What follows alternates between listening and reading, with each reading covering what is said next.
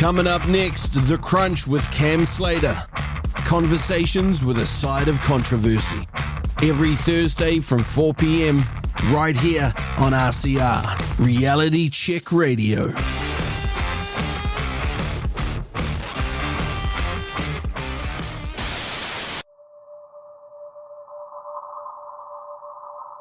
People are struggling to have conversations and connect with others that they don't completely agree with on every topic. And I think that's probably the biggest problem that we need to try and solve, is how after all this division and after all this separation do we end up bringing people together again, and what does unity really look like? New Zealand faces some pretty big issues. First one is COVID and the aftermath. There's no getting away from that. Second is racial division. It's been ginned up and it's dangerous. Another issue that maybe people haven't got their head around yet is digital currency. What form does that take? Is it programmable? Will it be used to manipulate behaviour and patterns of behaviour? Those questions need to be asked and answered. How can you have fair, open, democratic government by people who are appointed? It's a ridiculous idea.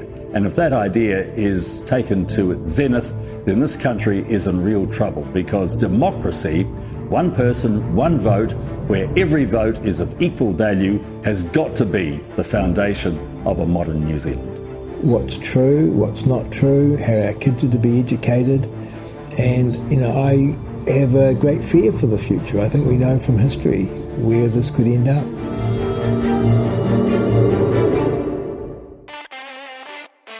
This is The Crunch with Cam Slater. Conversations with a side of controversy, right here on RCR.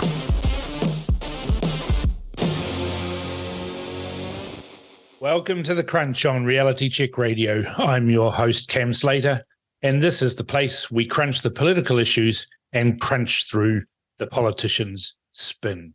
It's crunch time. The election is just over 1 week away, and we have another interesting show ahead for you this week. My first guest this afternoon is Maurice Williamson. He's been on The Crunch before as a political tragic, but this week he's going to talk about his polling calculations and predictions for next week's election. Then I'll be talking with Winston Peters about the final leg of the campaign, what legislation he wants to unwind, and he talks about his proposed Royal Commission into media bias. I've got a bit to say about why the Labour Party is burning to the ground with my top 10 reasons for their vote tanking. And finally, I'll have a chat with my buddies to find out what they think about vaccine injuries. Are they real? If they know anyone who's been injured, and what should be done about it. We're now in the final week of the election campaign and things have solidified. It is now clear we will have a change of government. The only remaining questions are what that will look like. How low will Labour go? Is there a surge in support for New Zealand First? What will our new government look like, and who else will make it into Parliament? But as I said earlier, it's all over bar the shouting for Labour and for the minnows. The polls are emphatic and they all agree. If your chosen party isn't near 4% now, they never will be. Early voting has started, so make your vote count. Don't forget to send comments to inbox@Reality Check Radio or text to 2057.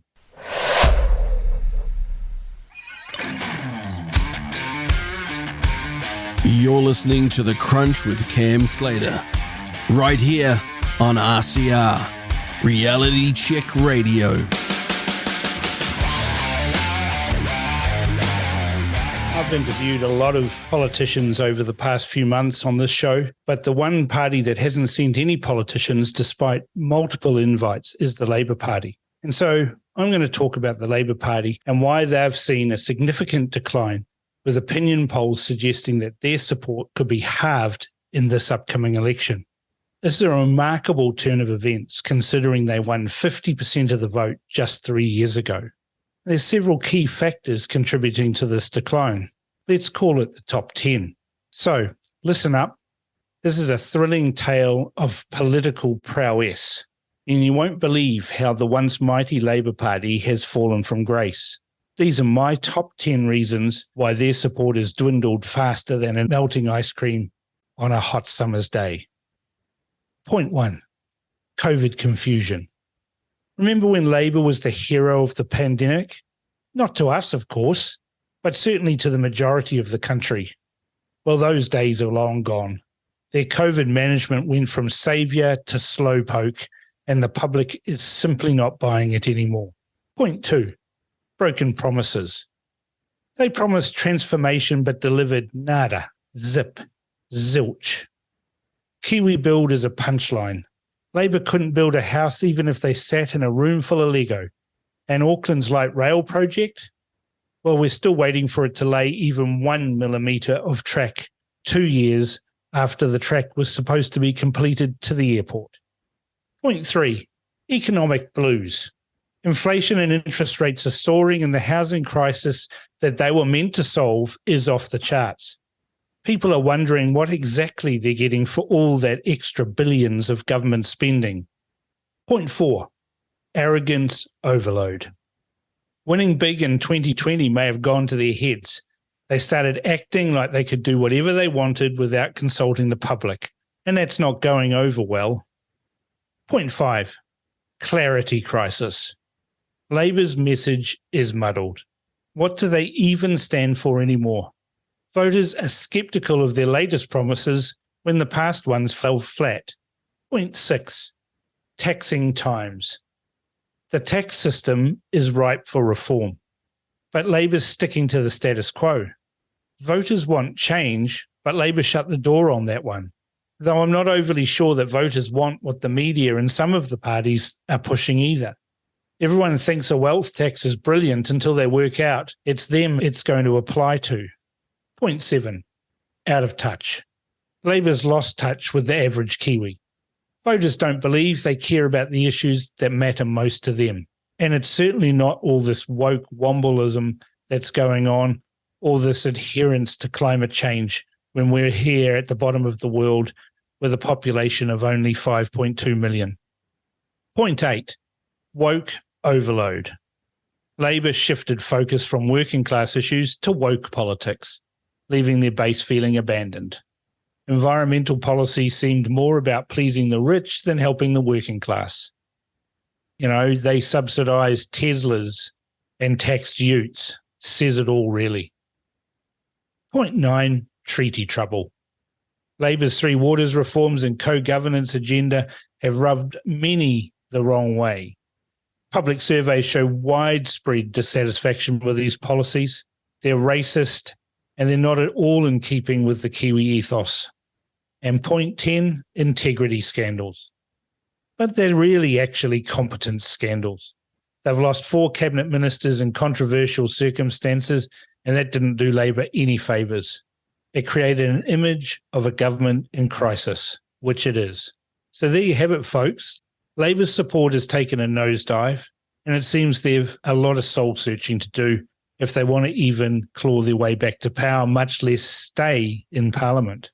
With just over a week to go before the polls close, we're going to have a change of government. There will be no miracles for Labour, and they'll be punished for delivering nothing but slogans and for stomping all over our rights.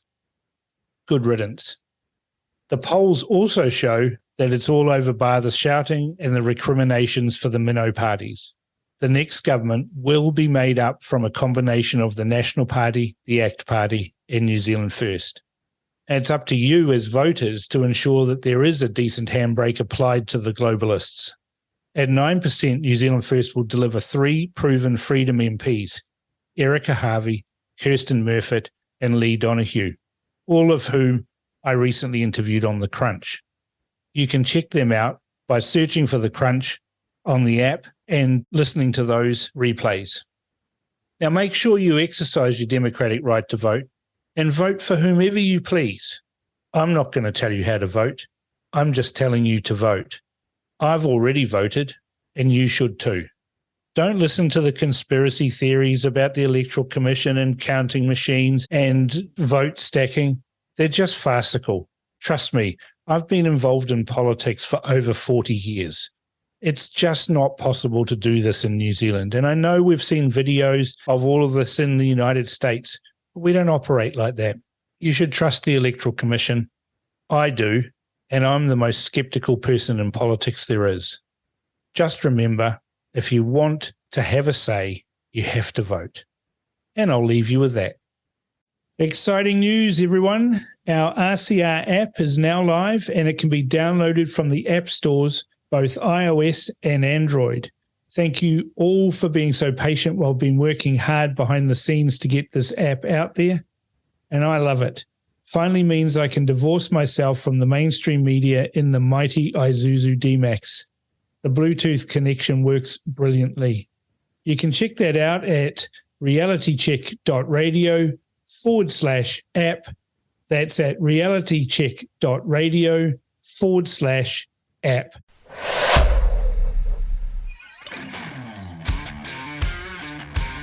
You're listening to The Crunch with Cam Slater, right here on RCR, Reality Check Radio. Maurice Williamson has been on The Crunch before. He was a political tragic then, but what most people don't know about Maurice is that he was a computer programmer before entering politics and is a ninja with a spreadsheet. I heard he had a polling model that was producing some interesting numbers, so I thought I'd get him back on the show as well to do some predictions for the election. He joins me now. Welcome back to The Crunch, Maurice. Great Thank you very much. Now, many listeners don't know, but you're a bit of a ninja when it comes to spreadsheets and algorithms and stuff that's confusing. Yeah, it's one of the things that makes me a bit of a weirdo, but I did a degree in computer science and I still write code. I still write in C# and I write in Python. But my mathematics background also allows me to do trend analysis and to look at graphs and see when they are declining and when they're turning around and try to fit a sort of a particular set of formulas to it. And so over the years, I've looked at elections and I've watched what happens as you get closer and closer to the date and found some quite interesting trends that occur. Now, remember, none of this is exact, because if a big bomb blew out tomorrow that one of the leaders of one of the parties was going to jail for some heinous crime and the party fell apart, the numbers could be completely different. But it is pretty good percentage of probabilities that it predicts what's going on, barring any sort of catastrophic change in the wind. I always remember the Christchurch mayoralty. Jim Anderton was so far ahead, he literally didn't even have to put up any more signs or campaign. And then suddenly the ground all shook. And by the election, Jim Anderton got beaten because Bob Parker had the airwaves every night in his orange jacket, and he got it. So that's just a bit of a disclaimer. Now, some of the history I've analysed, obviously, what happened to Labour in 1990. They went into this big collapso, and finally, in the end, Mike Moore got brought in with only a few weeks to go to the election as the leader to try and save some of the deck chairs on the Titanic. And then similarly, we had that collapse. National had that collapse in 2002. Yep. Seriously big collapse. And what was interesting there is a lot of those voters, everyone thought they'd gone to Labour, but Labour didn't actually pick up any new vote at all in 2002. They just stayed home, didn't they? They just stayed home. But what happened is about three other parties, one was called United Future. In fact, they got so many votes, they ended up with a Kelly Charl, I think her name was, who got to be an MP, and she wasn't even eligible because she wasn't a citizen. So they ended up with having to drop one and so on. Winston did incredibly well, and ACT, I think, got 7 or 8% or whatever. And that was just because of seabirds out at sea in the wild storm were looking for an outcrop to land on. National had vacated the playing field and was literally out. Yeah. So now they have to find another configuration. And my graphs fit very comfortably to that move away. In that particular time, it was to third parties, whereas in 2020, that 420,000 national vote moved to Labour because the only configuration that most quality thinking people could see is you're going to get a Labour Greens government. We'd be a lot better off having just a Labour government. I mean, I know how badly that sounds now. It's embarrassing to even say it. But a lot of people thought that a moderate, sensible Labor by itself, not having to make trade-off to the lunatic extreme end of the political world. And so 420,000 people that had voted National in 17 jumped the line. But it's Winston's fault, isn't it? No, it's not. That's what people say, right? After 2020, everyone blames Winston. Yeah, okay. And I think Winston has a particularly good argument. He's given a choice of two.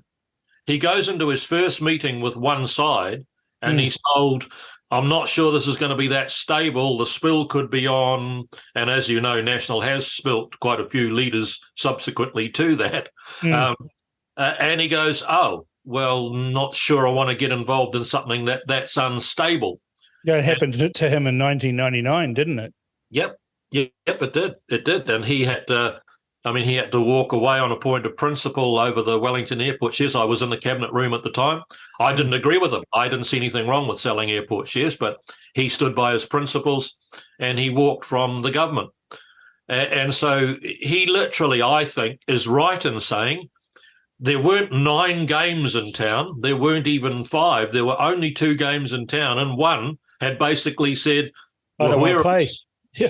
Well, no, we want to play, but it's so unstable it might not stay afloat for even time to get through to the swearing in. And so he took what I think is pretty much the only choice he had. He had to go with the other team.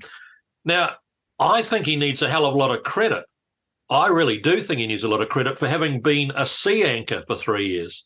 Yeah. He stopped a lot of the nonsense. Now, he didn't stop it all because he didn't know about some of it. Hey, Pua was being done in the back room and a whole lot of others. But at least he did put the brakes on. I actually think he served a really good purpose as a handbrake to some of the more extreme measures. What happened is once 2020 came and they got the boot, Labor has a 50% margin, so it's now a government in its own right without even needing to seek another partner. Yep. And the chaos that reigned supreme from that point on, I don't think anybody gives anywhere near enough credit to exactly what happened at the beginning of this year. And remember, this is Labor's own words.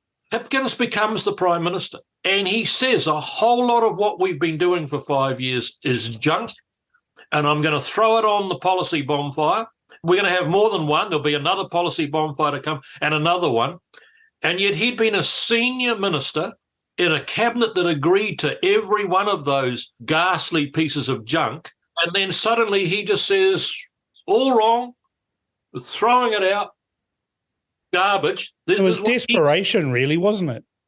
Well, it has to be, because normally a new leader would come in and stay with the general direction of travel, because Jacinda doesn't make the policy and then everyone just has to agree. She's got to get 20 votes around the cabinet. And I've been in the cabinet room many times where there weren't 20 votes for a proposal.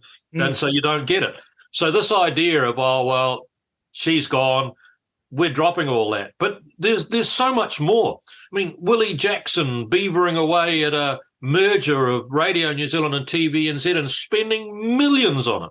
And then suddenly, policy bonfire, gone. And Michael Wood. That's a slightly different one. Michael Wood was allowed to avoid the policy bonfire to start with because he was still part of the team. And then it turned out that he was a reluctant share broker and he was not prepared to sell his shares. And even after 16 reminders. Now, when Simeon Brown made the announcement, first of all, 13 times the Cabinet Office had raised it, I thought that's got to be wrong. There's no way. Because I promise you, I've been there. And we had a lady who was in charge of she was the cabinet secretary, called Marie Schroff. And I know this is a bit cruel, but we used to call her Madam Lash. She was so disciplinary in terms of, if she picked up the phone to you and told you failed to do something, or why is that not with the office, or, you bloody made sure you got it done, because she would go immediately to the Prime Minister and you literally were in jeopardy of being booted. But it wasn't just her, though, because John Key, for example, had Wayne Eagleson, and he would ring up, and I'm sure you received one of those phone calls. Look, on a number of occasions. G'day, Morris. The boss is a bit disappointed. Sorry, you're going to have to pull your head in on that.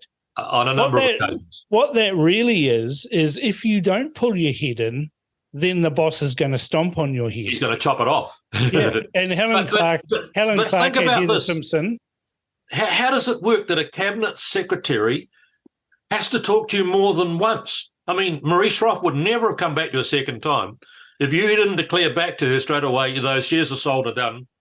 And then she'd say, right, now you've got to go to the Registrar of Pecuniary Interest and make sure you get it recorded and done. You would never wait for a second call, have you done it again? But the 13 then turned out to be 16 times. Yeah. And I just literally, I must be part of an old dinosaur brigade. I don't know how that's happened. But what happened then when Hipkins had to finally sack him because he was left with no choice, then Wood's stuff all went on the bonfire as well. That was, we're getting rid of the cycleway across the Waitemata. And they spent millions, I think about 50 million on that. And they even hired premises down at the Viaduct. I don't know if it's still there, but it was there quite recently. Brand new desks. Beautiful office, desks, computer screens and everything, and no sublease clause. So they couldn't then say, well, we're not doing it anymore. We'll sublease it out to anybody. So they couldn't. And yet they just scrapped it. And I remember talking to Duncan Garner when he was still doing the whatever the early morning show on TV3 used to be called. And I said to him, take a bet with Michael Wood for whatever sum of money you want. Put him for 100 grand, 10 grand, whatever he'll come up with. That will never happen because anybody who's been in the transport portfolio, actually anybody who's got half a brain cell still functioning in the public, knew you were never going to build a separate walking and cycling bridge across the Waitemata Harbour. Right next to the existing bridge. It was literally laughable. And then to spend 50 million on it, only to know that it was going to get scrapped. I could have said, you pay me 10 million rather than 50, and I'll make the announcement right away because the answer is no. And so they've got serious problems that they've caused themselves. And it's not my view. It's a competence issue, isn't it? It's really a competence issue, a lack of competence. Any of your listeners listening now will say, well, of course, the National Party would say that. Well, make sure they understand it was Labor that said their policies were trash. It was Hipkins who said they were wrong, and it was him that said we're going to have bonfires and burn up the policy. Not me. That's what he said. And they did. They got rid of the Waitemata Walkway Bridge, and they got rid of this, and they got rid of that, left, right, and centre. And yet the media don't seem to ever come back to them and say, for 5 years under Jacinda, you were a senior minister in that cabinet having a lot of say over policy, and somehow you emerged out of the mist as a new saviour, and none of that was you those other 5 years. Yeah. So that leaves us with your spreadsheet now. Okay. So a little bit of a preface on the history and the incompetence. Well, I wanted to get that in because it's that corrosive environment that leads to what I call that death spiral. What will be happening now is Labor voters, some of the good old boys who go to the Cosy Club in Papatoa, you don't like all the woke stuff that's been done, but we're prepared to stick by them for a while. There's a bailout from them, and it might be we're not going to vote, so you might see a very poor turnout from them. But you might also see them, what I think, is starting to look for alternatives. Most of those guys couldn't bring themselves to vote. Well, they certainly wouldn't vote ACT, but they might bring themselves, some of them, to vote National. But a lot of them will go with Winston, in my view. And that's why I've got him on that sort of elevated climb in my numbers, while I see Labor even dropping further. I think there's a Varian poll out tomorrow night on TV1, and my view is that Labor will drop even further, another % or so. At what point do they have no list MPs and run the risk of causing an overhang? So let me give you the numbers now. With that Varian poll the other night, they got down as far as Mr. Speaker, Adrian Ruarafi. So that's 1, 2, 3, 4, 5, 6. However, only a couple of percentage points change, and that drops away to only Grant Robertson and Jan Tinetti.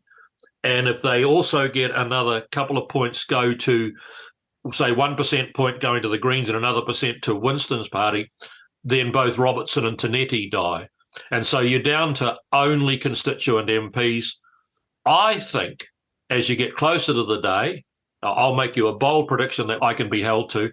I think the two major parties are going to be scrapping over no more than 10 list seats.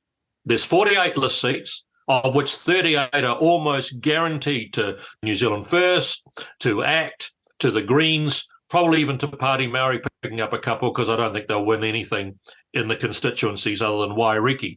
We could be looking at 10 of those seats going straight to New Zealand First and maybe 12 going to the ACT Party.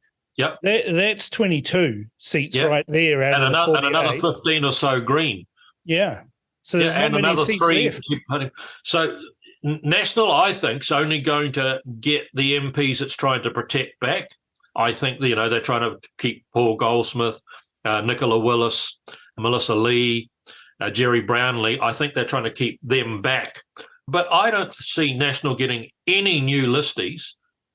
And I don't think Labor even protecting their currently, even on the Varian poll from last week, and it's going to get worse. But even on that poll, David Parker's gone. Well, he's their most competent minister. He is indeed. David Parker's gone. Andrew Little's gone on that one from last week. That'll be no great loss. Well, for them it will be, because he's sort of central to he's central to the union support, which seems to be waning because the Labour Party doesn't seem to represent the working class anymore. No, but listen to a couple of the others. One of the MPs that I think's got a bit of sort of substance to him, Kieran McAnulty, I don't think he's going to win the Wairarapa based on the polling I've seen. And if he doesn't, he's certainly not coming in from the list. Ginny Anderson certainly ain't going to win Hutt South, and she won't be coming in from the list. They're going to have what National had in 2002, this big absolute collapse of people, and a huge number of ours, mainly listies, but some constituent, all in the caucus room crying and getting their silver tray because they were all going. And I don't think and of course, what happens as Labor MPs start to realise that now, it gets way more corrosive internally. For example, what you saw with Greg, whatever his name is, in Ohariu. Greg O'Connor. Yeah, I'm trying to remember his name. He's basically going out and saying, now you better vote for me. Now, I mean, I'm guilty of that. In 2002, when I didn't think that National could even get anywhere, and it didn't, it got less than 21%, I actually had hoardings up which said, vote Morris Williamson. Big hoardings, Morris Williamson for Pakuranga. There was no pictures of the leader. And I have to say it was so hilarious because I went to the Rotary Club and I said to the Pakuranga Rotary Club, look, I desperately need you to give me your candidate vote. It's vital. And one of the guys down the back put his hand up and said, excuse me, isn't that the other way around to what you told us last time? Because in 99, I'd been there saying the only vote that matters is the party vote and I want your party vote. So it becomes corrosive. They all fight for their own survival. If you look across the water from where I am, Priyanka Radhakrishnan's got a real fight on her hands. I think the polling shows she's gone. She's gone for all money, yeah. She's gone for all money. But what she'll be trying to do is say, well, Lerner, forget the party vote because I'm so far down the list I ain't going to get in off that. Try to, at least win one vote. If you want to split your vote, give me your candidate vote and vote for whoever else. And then it becomes a bit of a self-fulfilling prophecy. So again, my formulas track that down. I'm coming up with Labor with a 25 in front of it, and I'm coming up with Winston with a 7 point something. Yeah. I could even go 7.8, 7.9. Yeah, I'm picking up a lot of what I'd say traditional National Party voters, quite senior business people, large employers, and they're saying to me privately, they'll never go on record, but they're saying to me privately, I really just can't vote for National. And Winston's saying the things that I want to hear. He's anti-woke, he's anti-co-governance, and he's talking like he means it. And so they're all saying quietly to me, we're all going to vote New Zealand First, and so's our whole family. And I've never seen this before. No, you and I'm are deeply steeped within the National Party, right? We've got a history going back decades in the National Party. And I'm talking to people that normally would say, yeah, True Blue, 2 votes for National. They're not saying that now. I'm not tracking from all of the numbers and the polling I'm looking at in the various electorates. I'm not tracking National dropping. But National... They're not growing either. National should be with Labour so much in the doldrums, National should be in the 40s. It should have a 4 in front of it. So what do you put that down to? Look, I think if you're buying a clothes washing detergent, if you don't think Rinso's washing cleaner and whiter, you won't switch to Persil unless you think it's going to wash cleaner and whiter. It's a simple marketing tool. Yep. This product's better than that one. My concern is that the hard line National Party votes baked in, but a lot of people are saying, well, I don't see enough. That's why ACT's doing as well as it's doing, and they are doing very well. It's why Winston is starting to pick up and will pick up more, because at least both of those offer some hard and fast, we believe in, we are opposed to, we will do the following. National's doing what all the big parties have always done. National and Labour have always tried to play it safe around the centre. And I think it's got to the point that the smaller parties are now big enough that you can't just play that whole from the centre on out to the right or the centre on out to the left. You've got to have something with more substance to it. So seriously, National should be way more than it is, but I don't think it's going to drop any votes, so I think it's going to be the government. But I think it's got problems in terms of how it gets enough configuration. It's looking more and more like it's going to be impossible to be with just one other party. I mean, I'm picking that National will land somewhere between 35 and 37. Yeah, my numbers are saying 36.8, I think it is. Yeah. That's by the day, and I'll track that on. I've got all these sort of curve trackers which will show you. Now, if Varian comes in with a slightly different number tomorrow night, it'll put a slight dent in that number, and every day it will get updated because the formulas are dynamic and keeps. But I think, again, 36 or 37 is where it would be. You would expect, when the government is so far in the toilet as they are for votes, that the leading opposition party would be in the 40s. I mean, this is the worst government ever. And Michael Bassett said on my show a couple of weeks ago that in his experience and all of the study he's done as a historian, this is the worst government in his memory. And when I pushed him and asked him, well, what about the whole of the history of New Zealand parliaments? He ummed and ahed for a little bit about 1932, 1935, and then he said, no, actually, you're right, it's the worst government ever. Now, I wouldn't argue with Michael Bassett he has some heroic views in some of his history, that's fine, but I wouldn't argue with him on that. I mean, no one studied New Zealand politics more than he has. But take my point earlier. It's not Michael Bassett's view. It is not my view. Hipkins says, all of what we've been doing is rubbish. We're throwing it on the bonfire. It was crap.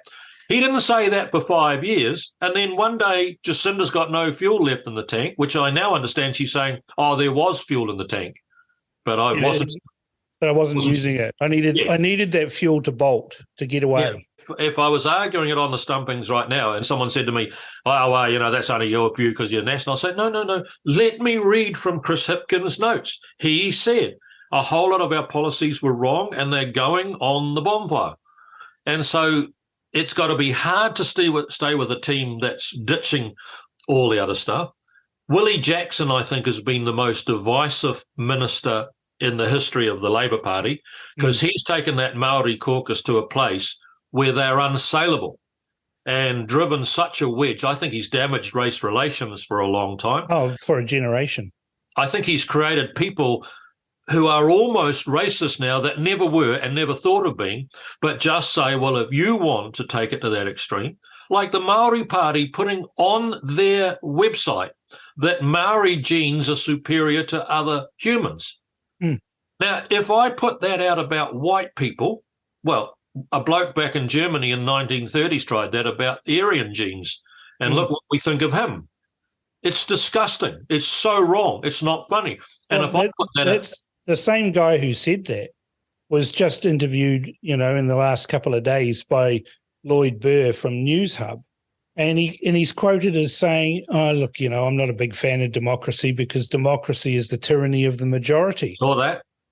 Now, what he's really saying is that he'd prefer the absolute tyranny of the minority. Sure. course he would. Because that's the Of course he only would. thing that if you don't believe in democracy, then you believe in totalitarianism, because it's Correct. the only option that's left. And your uncle's in charge of the military and your grandfather runs the Reserve Bank. It's bizarre. And he says these things and no one challenges him. And I think I raised this on a number of interviews I've done. I thought the Marama Davidson stuff about all the violence in the world is done by white cis males. Yeah. And she was never forced to retract that and say it was a stupid thing, I was wrong. But you get pilloried for complaining about posters that are pushing this racist agenda in the council, and you get pilloried by the media and everybody else. Yeah, and all I say is I'm not going to do it because I'm not brave enough, but I bet you if someone got up there and said all the violence in the world is created by brown cis males, you'd literally have the whole thing crash on. You'd be gone. You'd be ostracized out. I want to know why it's okay for one side to say it, but not the other. Yeah. It's an appalling division of society that has occurred under this government. And it started with the vaccine mandates and it's carried on with the overt racism as well. If you take, the Māori issue of they're badly represented in health statistics and they're badly represented in education outcomes and they're badly represented in crime statistics in prison, then a really good way to take your policy forward is to say, well, what does success look like? And how do we change that paradigm of getting Maori kids doing better in the schools? How do we change it so that we have them less involved in the crime statistics and so on? And most people would go along with you. But what you can't do is say, well, we'll put something in place only for Maori. Because what Winston makes the point, imagine if Winston went to a emergency department hospital tonight and he's sitting in there against a white, very poor lady from Clendon who's got not enough money to even put mince and toast on the table. And the lady comes out and says, Mr. Peters, you're Maori, you're first. You just say that no one would abide by that. But what you would say is people who are in need of assistance, they should be getting it based on need. And if they change their language to we'll put our focus and our work in the education sector and in the trying to support people into work and all sorts of other things based on need, you'd carry the country. You'd carry the country because I don't think there's a political party out there that could argue, damn it, if they're down in the dumps and they're bad, who cares? Their fault. Yeah, we've got to try and success will be for us all to benefit from if Maori had jobs and were low participants in the crime and they were doing exceedingly well in the education sector and so on. So what Willie Jackson has done with his vicious stuff, and it's just real nasty stuff, telling David Seymour he's not a real Maori and all that. I mean... Yeah, it's not the right kind of Maori. Not the right kind of Maori, yeah. What the kind is one that lets Willie Jackson get lots of money in his pocket. You know what's ironic, Morris, is that Bill English, and neither you or I are big fans of Bill English, but that approach that you were talking about, saying what does success look like? Yep. And then building a policy framework around that to get outcomes that resemble that success is something that he actually did very, very well. I mean, he couldn't lead a party, but he's very good at doing those sorts of things. We're very policy-centric. He not only did it very well, he's still doing it well. His whole attitude about that social investment, that you put the energy and the effort where it will make the biggest change to people's lives and produce good outcomes for them. Yeah. But again, I don't think Bill is ever saying we'll only put a policy in place that works based on your race.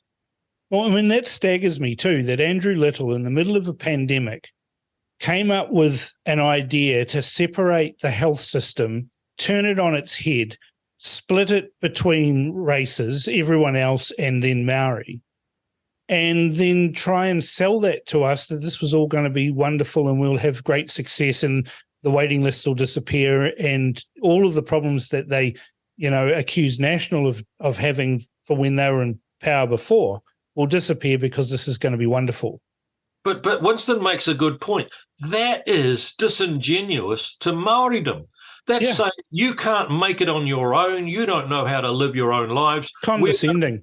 It's terribly condescending. Instead of saying most of social evils and ills in the country we've got occur because you're at the very bottom of the socioeconomic heap. So let's put some help to the bottom of the socio. And if you happen to be Asian, or you happen to be Pacific Island or Maori or white, it won't matter. You're all got that same access. But this idea of when we're having breast screening, and if you're a Maori woman, you'll get a $50 Prezi card, but if you're not, the Maori woman could easily be married to a lawyer and living in a mansion and driving a Mercedes into the car park, but she's Maori. And I want to give you one last one that I think is just so incredibly hard. What is a Maori? Because we get statistics that came out the other day, 58% of Maori are not passing level 2, NCA. What does that mean? If you've got 1/64th Maori blood, are you in that statistic or not? If you've got 1/25th, you've got 25%, sorry. If you've got 25% Maori blood, are you in that statistic? Because I don't know what constitute a Maori for those statistics. And so how do they produce that? And you used to be the Minister of Statistics too. I'm the longest serving Minister of Statistics ever in this country's history. And I can tell you, I still don't know what. Now, what I get told by people who should know is you're a Maori if you feel Maori. You're a Maori if you want to identify with a whakapapa, and David Seymour identifies as being Maori and so on. But there are heaps of people out there. There are cousins in my family through the other side of it that have had one Maori person within that lineage along the way, but not really associated with anything that you would understand like a marae or a whatever. But are they eligible for the $50 Prezi card? Well, apparently they would be. But how do you know that? What happens at the car park? Do they just say, are you Maori? Well, I mean, that was my solution for all of this, is that we all just declare ourselves to be Maori, and that's the end of the division. I feel like a Maori, I am one. Debbie Ngarewa Packer, she had a lovely piece about her family the other night, and there was a lot of European members in her ancestry. So when she goes to the doctor, is she a Maori? I have asked this question so many times, I can never get a straight answer. How do you identify who is a Maori? Well, you could ask Chris Simpkins, but he can't identify what a woman is, so you're probably not going to get an answer. That's the hilarious one. If you can't tell what a woman is, what about a Wahine Maori?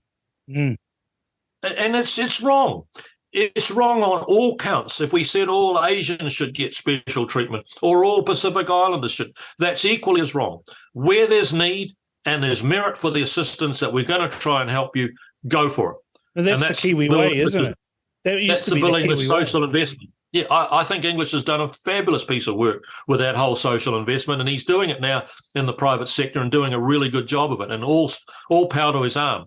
But nobody out there believes that just because of your race, and Winston puts that better than anybody, and of course the problem is he can. Yeah, he can. I've been writing and people ask my opinion now, why should Christopher Luxon bring in Winston Peters into government? And I always say, well, because Winston Peters can say the things that Luxon can't say. Winston Peters can do the things that Christopher Luxon can't do because he'll be attacked for being a racist or a sexist or whatever. Winston doesn't care. He's happy to do those things because he believes that they're the right thing to do. Oh, look, and I'll tell you what, while I was a diplomat in MFAT and living in LA, he has an enormous reputation as a foreign minister. He was guarded by everybody I spoke to from other embassies and other consulates, and not just in America, but around they said, you've got a fabulous representative in your foreign minister. So he does that job and particularly well.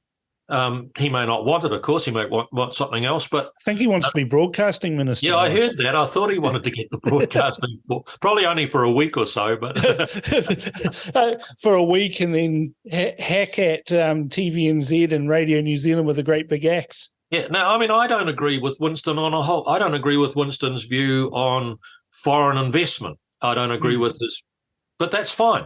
If you get more than two people in a room, you won't agree with each other on everything ever. And we all have to do that now because there's this approved thing that you all agree on, right? Yes. This think piece that you've got to follow. Yeah. Anyway, back to the polls. Yep. What about weather? Now, there's an old saying that if it rains on election day, it's bad for Labor. It's proven to be garbage, and I'll tell you why. If you go back to like when I was a little kid growing up in Auckland in the early 50s, only people that were reasonably well off had a car. People that weren't well off didn't have a car. Yeah. And so what happened is when it was raining, the people drove out of their driveways in the lovely suburbs and went off to vote. And the poor people who either had to walk or catch a bike or mainly public transport, which didn't exist. So there was some merit for it. But I can tell you there is no evidence of recent polling that the weather makes any difference. And by the way, 2/3, no, I'm going to go higher than 2/3 will have voted before the day anyway. Yeah, it's going to be around about 68% or 70%. I reckon it's 70. I reckon you got a 70. I mean, I voted the first day. Yeah, but what's hilarious about the rules, you're not allowed to have this on election day. Oh, no, it's ridiculous. You're not allowed to signs up on election day. They've got to be down on midnight the night before because it could influence people's vote. But we're voting now. But people are voting right now and the signs are up everywhere. So we've got to change a whole range of what you can. And you're not allowed to use social media to say, I voted and put something up on the day, but you can do that now and so on. So look, weather is not a factor. It will be a matter of whether do I want to keep voting for this party or am I best just to stay at home? By my calculation, there's at least 5 more polls before election day. We're going to have the one news news 2 more poll. variants. Yeah, 2 more variants. There's likely to be a news hub. There'll be a Roy Morgan and there's a taxpayers union. So there's at least 5. I mean, we don't know if Herald's going to do a digi poll. We don't know if Stuff has got enough money to rustle up a poll in the last week. But there's a good chance that they will. But it's at least 5 more polls. We're going to see that movement before the end of this week, though, aren't we? We're going to see people you'll abandoning Labor. You'll see it, and it becomes exponential decay. It gets bigger, and each block gets bigger. And so what happens, it's like the tipping over a cliff. It's just slowly, first of all, and then it goes drop. And I think you'll see Winston's do the sort of reverse of that climb. And as I said, my numbers are Nats 36.8 or so, Labor to be lucky to be 25 point something. And I've got Winston getting 7 point, he could be 6.8 or 7 point something. That's a big chunk of members. Depends on the surge. There could be a surge on. There could be, I think you won't get as big a turnout as you've had in some elections because I think a lot of Labor voters will just say, I'm staying at home. Yeah. But I'm pretty confident that National will still score its 45 MPs, maybe 48, not sure, but somewhere in that high 40 MPs. ACT's going to give you 15 or whatever, so you might be able to get a national ACT government. But you know what? John Key was even smart enough to say when he did have the numbers, I'm still going to get the Maori Party involved here because it's an insurance policy in case anything turns to custard along. It was quite a different party back then, to be fair. Oh, they didn't look anything like it. No. Yeah. So let's just talk about some minor parties to wrap up with, right? Yep. I'm got the gut feeling, and it is just a gut feeling, but I've been involved in politics as long as you have. Yep. I've got a gut feeling that the Maori Party, the turnout in the Maori electorates is going to drop well away. They're going to go, well, there's no point, and they won't vote. Yep, I think that's true. And I think Wairiki is the only seat they will win, although that Tony Boynton lady, is a hell of a good campaigner and got a lot of respect within Māoridom. Wairere, whatever his name is, could go. And if they don't win Wairiki, they don't win anything because they're not going to win the other seats. No. If you look at all of the other seats, Ikaroa, Rafiti and so on, Labor's got some very credible, strong, and in one of the seats they've got that whole Ratana backing for Labor. The Maori Party could be in a lot of trouble keeping in the parliament unless they can hold on to Wairiki. That wouldn't be a bad thing to just quietly. Well, I think it would be a good thing for a Maori to have a party that was sensible and ran things that were beneficial to Māoridom and so on. But they're extremists to the point that even the vast bulk of ordinary, everyday garden variety Maori out there in workland getting up in the morning with a job goes, they're nuts. These guys are nuts. So they're extremists. They're the radical extremists, and Winston, I think, quite rightly labels them as that. So, but I think they'll be there. I think they'll win Wairiki, and I think they'll pick up a couple of listies, but that'll be it for them.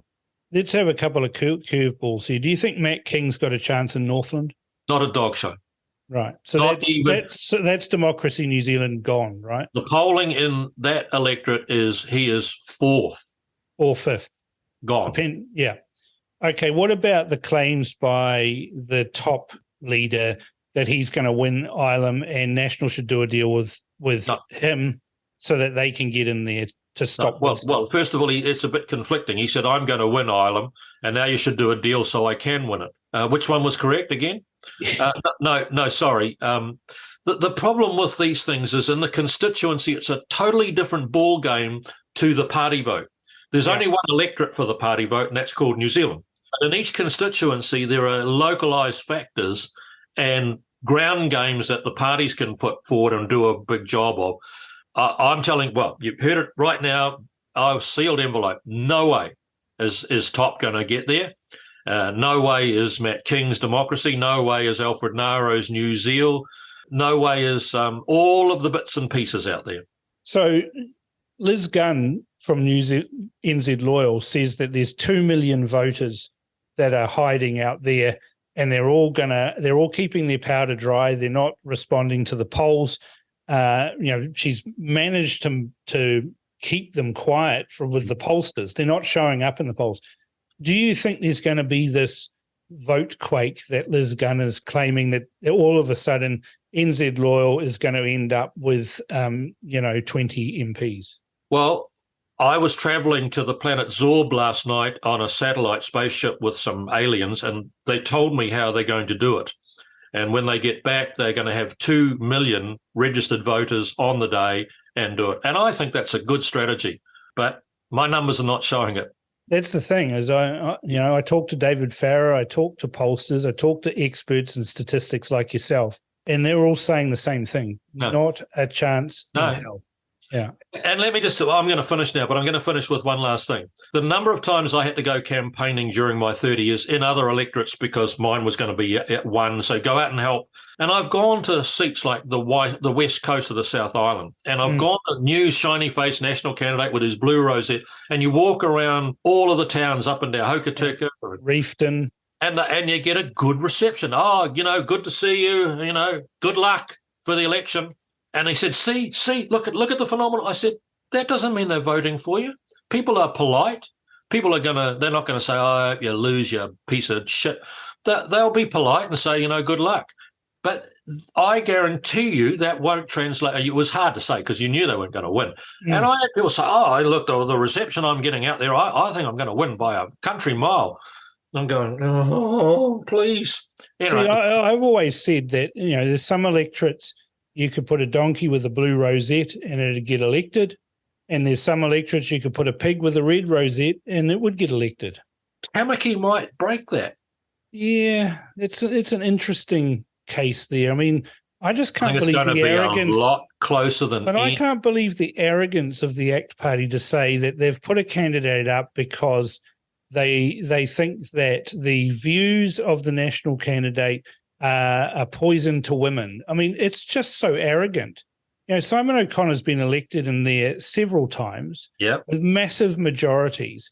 And New Zealanders just don't vote because somebody put a tweet out supporting something in the United States that the Supreme Court had done. I mean, they just don't.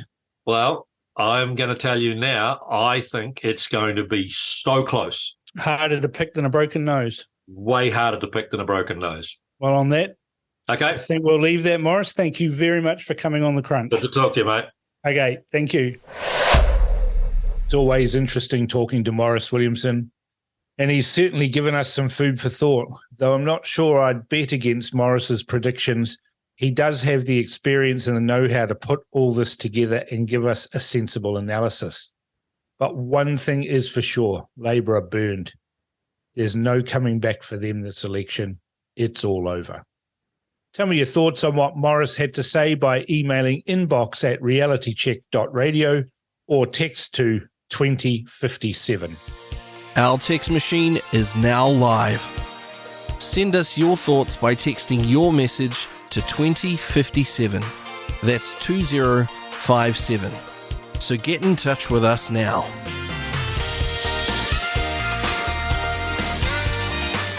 Join us on a special webinar for a night of politics with your favourite political commentators as we track the votes coming in and catch up with various parties around the country.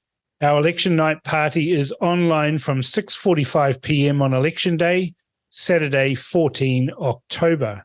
We're going to have an interesting night that night. We'll have various hosts coming in. I'll be checking in from Northland. Peter Williams will be checking in from Europe.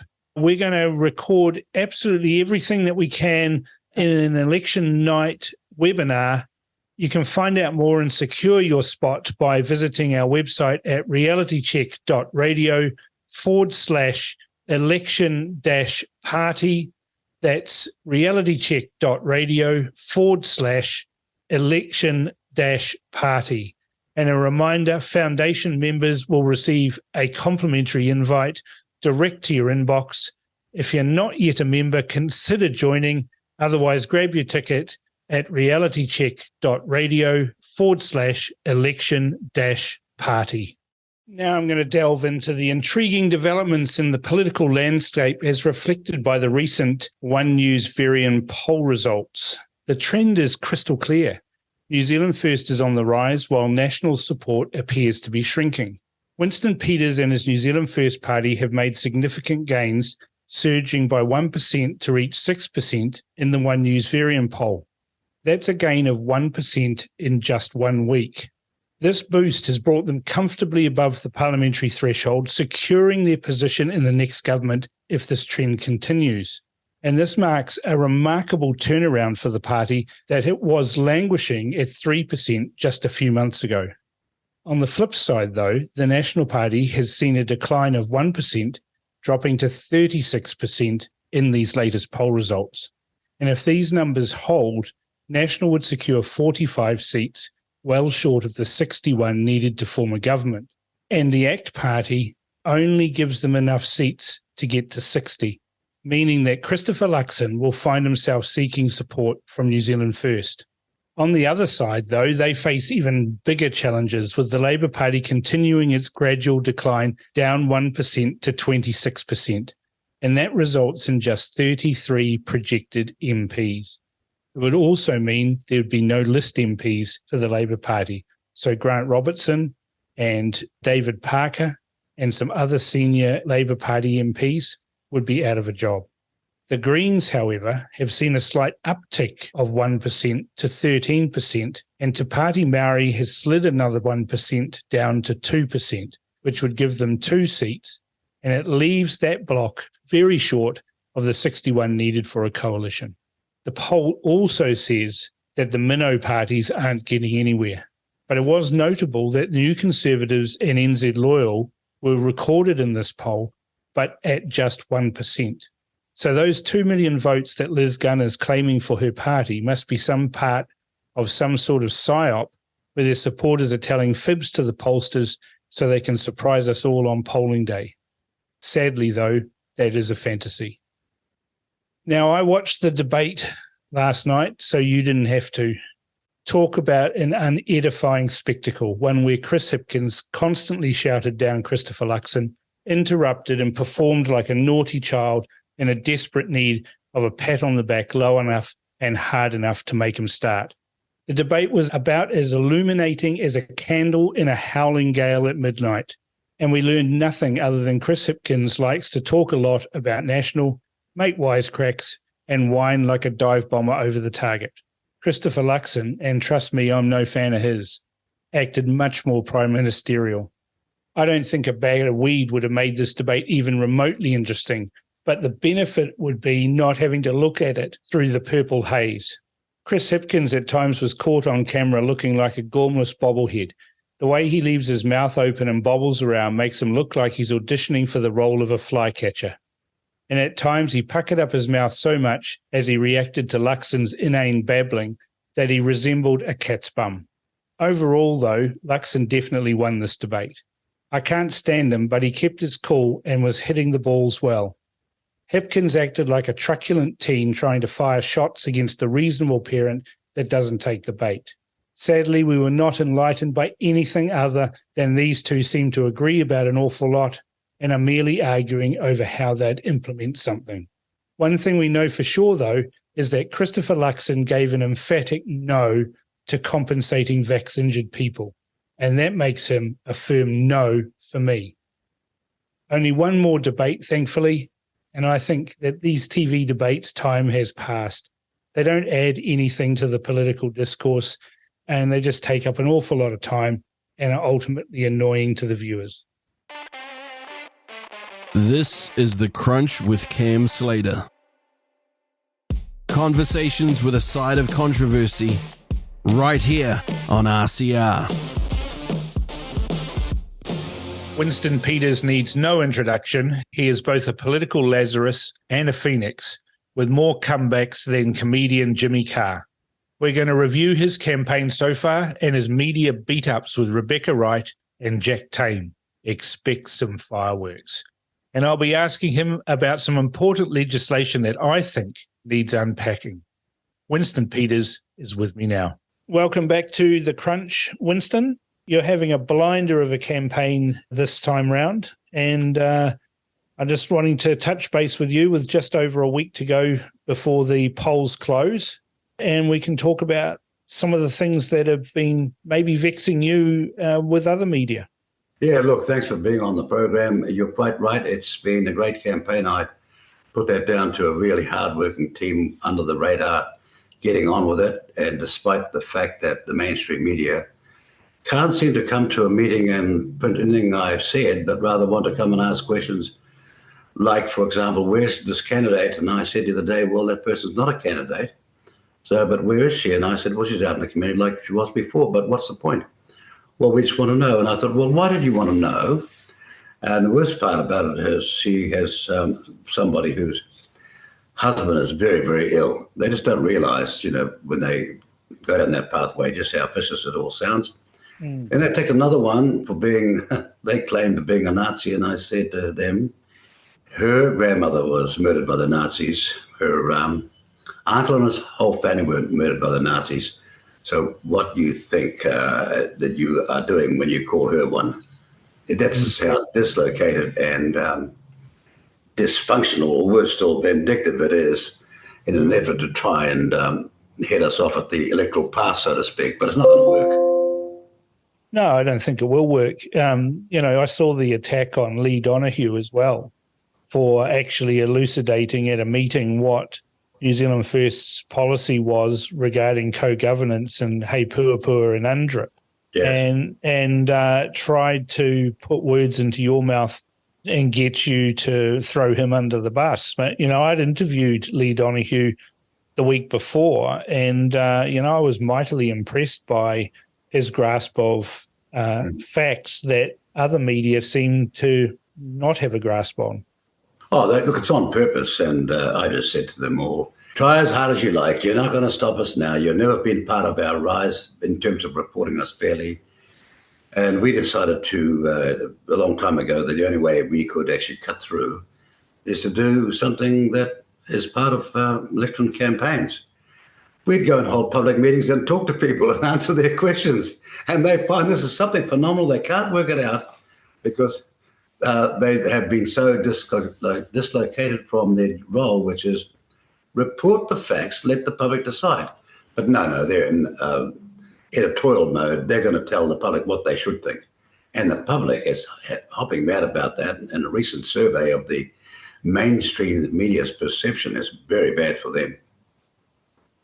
Do you think that the media have, I hesitate to use the word, but it's the only word that I can think of that fits, but have the media, having taken government money, contingent on them promoting this heroic rewrite of history around Maori and the Treaty of Waitangi, do you think that has compromised or corrupted their integrity?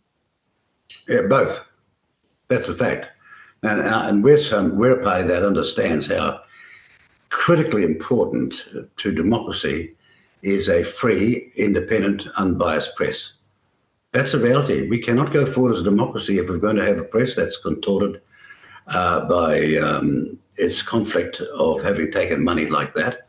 If it wasn't for the fact they had to sign up for the public interest fund, journalism fund, they had to sign a certain agreement. And signing it up itself was, in my view, an action of corruption. They can argue all they like, but there it is a fact. If it was not designed to purchase a certain reporting narrative from the mainstream media, then they wouldn't have been asked to sign up for it in the first place. What will you do, though, to stop the government? Because these rules are in place. They could easily be used by a government that involves you. What are you going to do to stop the government or any future governments being able to dictate to media what they can and cannot report on? And what editorial perspectives do you think they should take? Well, we think it's so critical that part of our policy in this campaign is to announce a full-scale, not long, but full-scale focused Royal Commission on the very issue that we're talking about, on freedom of the press and press responsibilities to do their role. That is a fourth estate, contingent as it always has been to a democracy, not a bunch of fifth columnists. That's how serious we think it is. But I made a speech over 30 years ago about investigative journalism being trapped by a lack of resources and time to do their job properly. I never thought it would come this far to see it not happening. Well, they point to a whole lot of various different factors that are occurring in the market. Well, I'm in the media market myself, and I've seen these factors, and I've adjusted the way that I operate and conduct business in the media. And I'm sitting here scratching my head thinking, well, why do you keep putting your hand out for government money? Why don't you change the way that you operate and actually, report the news instead of trying to be the news? Well, just like the fact that that's what the rest of us have got to do. But for them, they don't because of that funding. But here's the point. Look, they had a debate on Radio New Zealand this morning on energy with 3 energy spokespeople, not the rest of us, just 3, and an attack on me and my view of carbon dioxide in the atmosphere and its percentage, with an EWA expert trying to gainsay what I was saying.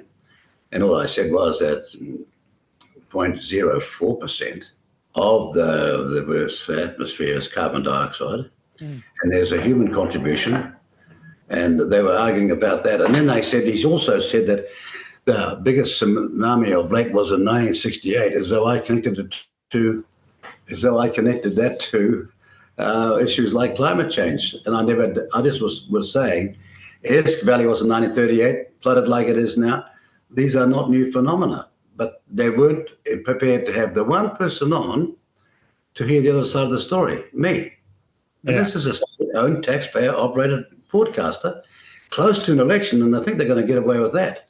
And, their panic is enormous at the moment about the rise of New Zealand First. Well, I watched the Jack Tame interview with you, and I watched him like a yapping dog, like a chihuahua, really, just having a go at your ankles. And then I watched the interview straight after with James Shaw. Yeah. And Jack Tame almost cuddled him in the way that he was. None of the questions that were raised against your policies, nothing was done like that for James Shaw. I mean, they've got some absolutely crazy policies, like their wealth tax, for example, which is going to drive people offshore. Well, it's not crazy. Communist. Well, that's right.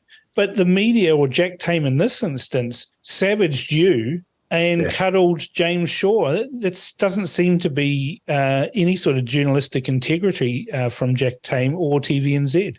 Well, he tried to accuse me, right on the edge of libel and defamation, about taking a bribe from the racing industry. And I thought, this is phenomenal. They've only given me about 1/9 of the funding of the whole operation. And the whole operation of our funding from sources including business would be probably about Jack Tame's salary and his benefits. And I thought to myself, you're going to take on the wrong guy, mate. And then I thought to myself, you're just a lefty shill anyway. He didn't react particularly well to your suggestion that New Zealand First take up the broadcasting portfolio. Well, he was, is that a threat? And I said, no, it's a promise. We're going to try and fix things up. Who could be possibly against that? Well, that's right. Now, You've talked about Willie Jackson's grand plan to merge TVNZ and Radio New Zealand, and you think it's nonsense. Is there a case, and would this be a New Zealand first policy, to look to either sell both of those organisations while there's still some value left in it, or at the very least cut their government funding? Look, that's why we want a full-scale commission of inquiry. We want an independent one that's actually looking at its essentialities of sound media, whatever it is, public or private, with respect to the soundness of a democracy. And the reality is, if you want to see a great speech, Holyoake made a speech when Murdoch, coming out of Adelaide, when he only owned one newspaper, wanted to buy the Dominion in Wellington. It's a great speech of Parliament that Holyoake made to stop it. I think it was in the 60s. And he gave the reason why. It's the same ways that when the BBC was operating well and when the ABC was operating well, it was the voice of an emerging culture called Australia, or a culture called the UK, or they will call England or Britain or whatever it is.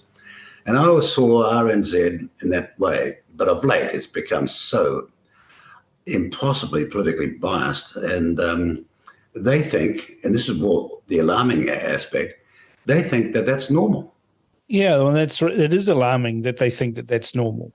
But, with politicians, with MPs, there's a register of pecuniary interests, right? So that we know who politicians are getting gifts from, who are getting donations from, or being taken to the rugby. Do you think it's time we need to set up a pecuniary interest register for media personalities to see what fees they're taking for emceeing the Greenpeace conference or doing those sorts of things? Well, when I was a politician, the taxpayer were paying my salary, and therefore it was publicly disclosed. The taxpayers paying Jack Tam's salary, wasn't that not disclosed? See what I mean? Yeah, there's a double standard there. Well, duplicity and double standard, it reeks of it. But of course, again, here is a normal, you would think, very easy to understand concept of fairness, and they don't get it. There's another media outlet out there, and Sean Plunkett is one of the hosts of that. You've been on his show a few times. On Tuesday morning, he had a mad rant that I'm paid for by New Zealand First, that I'm a shill for New Zealand First, that I'm helping your campaign, that there's some dirty politics involved and people in the dirty politics book are involved in New Zealand First. I know what the answer is to that, but the question I've got for you, Winston, is where's my check? No, well, I mean, if you were sitting there with a cheated look on your face, I could understand that, but it's not true. And it's actually hilarious. And I don't know why people do that. As a trained lawyer, you ask questions, you stay there until you get the facts. Whenever you fail, you know that you may not have got all the facts. But this sort of allegation thrown out there to defame people, irresponsible and extreme, is just not acceptable. Yeah, I mean, he's repeating what one of his co-hosts, Tina Nixon, has been saying all over Twitter and on her radio show, that I'm a paid pro-New Zealand First person. Now, maybe you should explain to listeners some of our past, the things that I was. We've had more rows than most people have had hot dinners. And here's the fact of the matter, though. Where did they think New Zealand First would get the money from? We've got less money than the Greens. We've got less money. For every dollar the Acts Party's got, we've got one. National Party, for every 11, we've got one. And here they come and make an extraordinary statement like that when you know that campaign is extraordinarily expensive, and we've been on the road for months and months and months, and they will make a statement like that, and it wouldn't even survive the first most basic question: where would they get the money from? No, they just go and say it. Yeah, they have. I mean, they've essentially defamed me and they've defamed you at the same time by saying there's some sort of subversive, sneaky arrangement that's going on. Now, yeah, I could look. I've had huge Donnybrooks with you over in the past.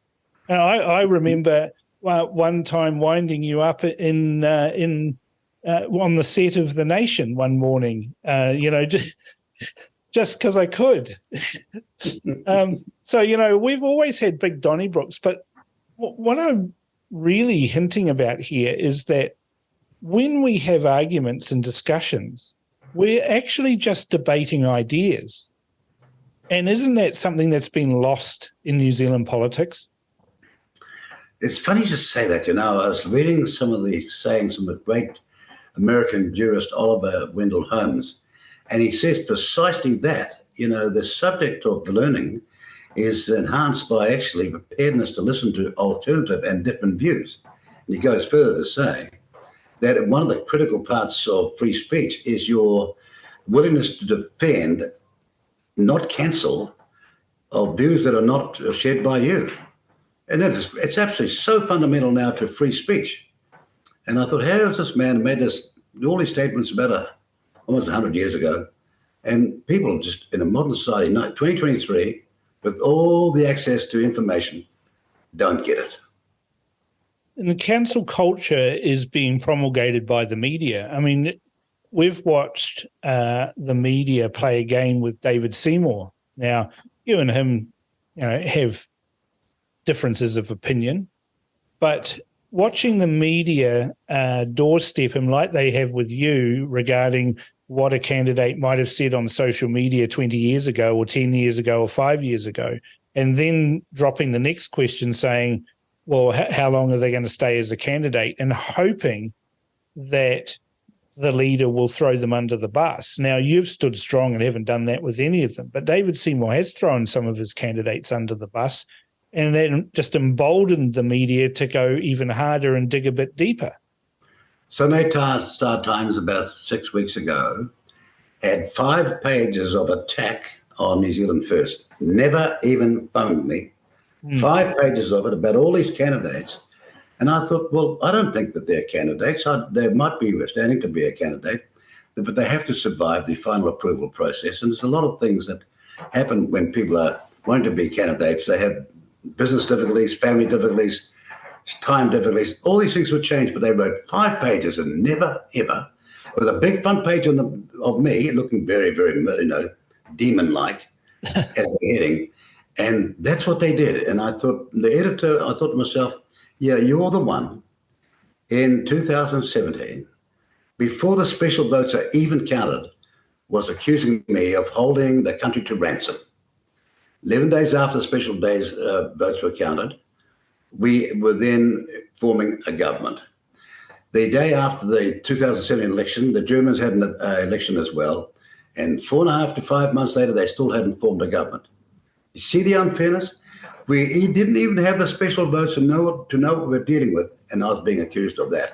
Now, how can you possibly let people like that get away with it? And when you come back at them, they're saying, oh, you're being chauvinist, or you're being angry, or you're being something else, and the answer is, no, you explain why you put a headline that out before the person who's trying to make a judgment knows what the final outcome and how many MPs each party has got. I get the feeling, Winston, that there's a bit of a surge on for New Zealand First at the moment. It's a gut feeling, but it's from 40 years of observing politics and doing what I've doing for the last 20 full time. I'm picking up there's a lot of people out there that are very angry, that are not confident in choosing one of the bigger parties, and are casting about for somebody who's going to represent the ordinary Kiwi. And I'm picking that vibe up more and more and more from people who are coming up to me and saying, Cam, I've been listening to your show. I've listened to the candidates that you've been interviewing. I'm liking what I'm hearing from here, but is Winston going to make the 5%? That's the point. You are right about it there being a surge on, and polls, as dubious as they are in New Zealand because of their massive variability. You don't see that in Australia, you don't see it in Canada or the UK or USA. The spread there might be 3.5% max. Here, it's sometimes 20%. No, that cannot be the case to be a professional poll, so to speak. But we felt a long time out, you don't pack halls to the gunnels where we can't find extra seats. And this journalist, reporter from Radio New Zealand, just over the last couple of days, was down in Hawke's Bay, and one of my advisors said, she cannot be here for an honest purpose. She's here to try and line you up. And sure enough, she was at a meeting of the Sailing Club We had to open up 2 extra rooms to get the crowd in, and still didn't have enough chairs for about 100 of them. And there she is saying that he's speaking to small meetings. At the start of her article, by the time she got about 7 paragraphs into the meeting, she was talking about packed halls. So she started out to try and minimize what was happening, but even then accidentally fell into it. But that's not the point. She didn't report one thing I said. And what I'm saying is we felt that we were on the right path, that people wanted to do, and it's always difficult to answer, sometimes up to 3/4 of an hour of questions, but we did because people want desperately information about their own lives and about what your forward promises are. And I suppose the most fundamental thing, it reminds me of Menzies' famous statement all those decades ago, but it's in New Zealand now. He referred to forgotten Australians. Mm. And boy, we've got some forgotten New Zealanders at the moment, and they feel for it. They're not saying much, they're not talking too much, but when you get in the quietly talking to them and they whisper to you what they're going to do, you know that there's a surge on. Yeah, I mean, I've been talking to a lot of people. Some of them are very senior business people with very large companies, and they're all saying to me, we're going to back Winston in this election. And I say to them, why is that? And they say to me, well, because he actually is talking about New Zealand as a country and the people that are in this country, not these global womble type issues. They like your plain speaking. They like the fact that you're taking on this woke agenda out there. Is that what you're also picking up on the street when you're in these small towns like Pairoa and Wanganui and places like that, where you're getting 500-600 people in a room? Yes. That's what we're picking up, and they are seriously annoyed, with the global agenda, so to speak.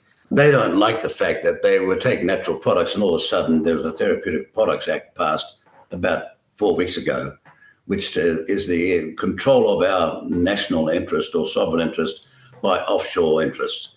Just like that, right under their nose. They're really hopping mad about that.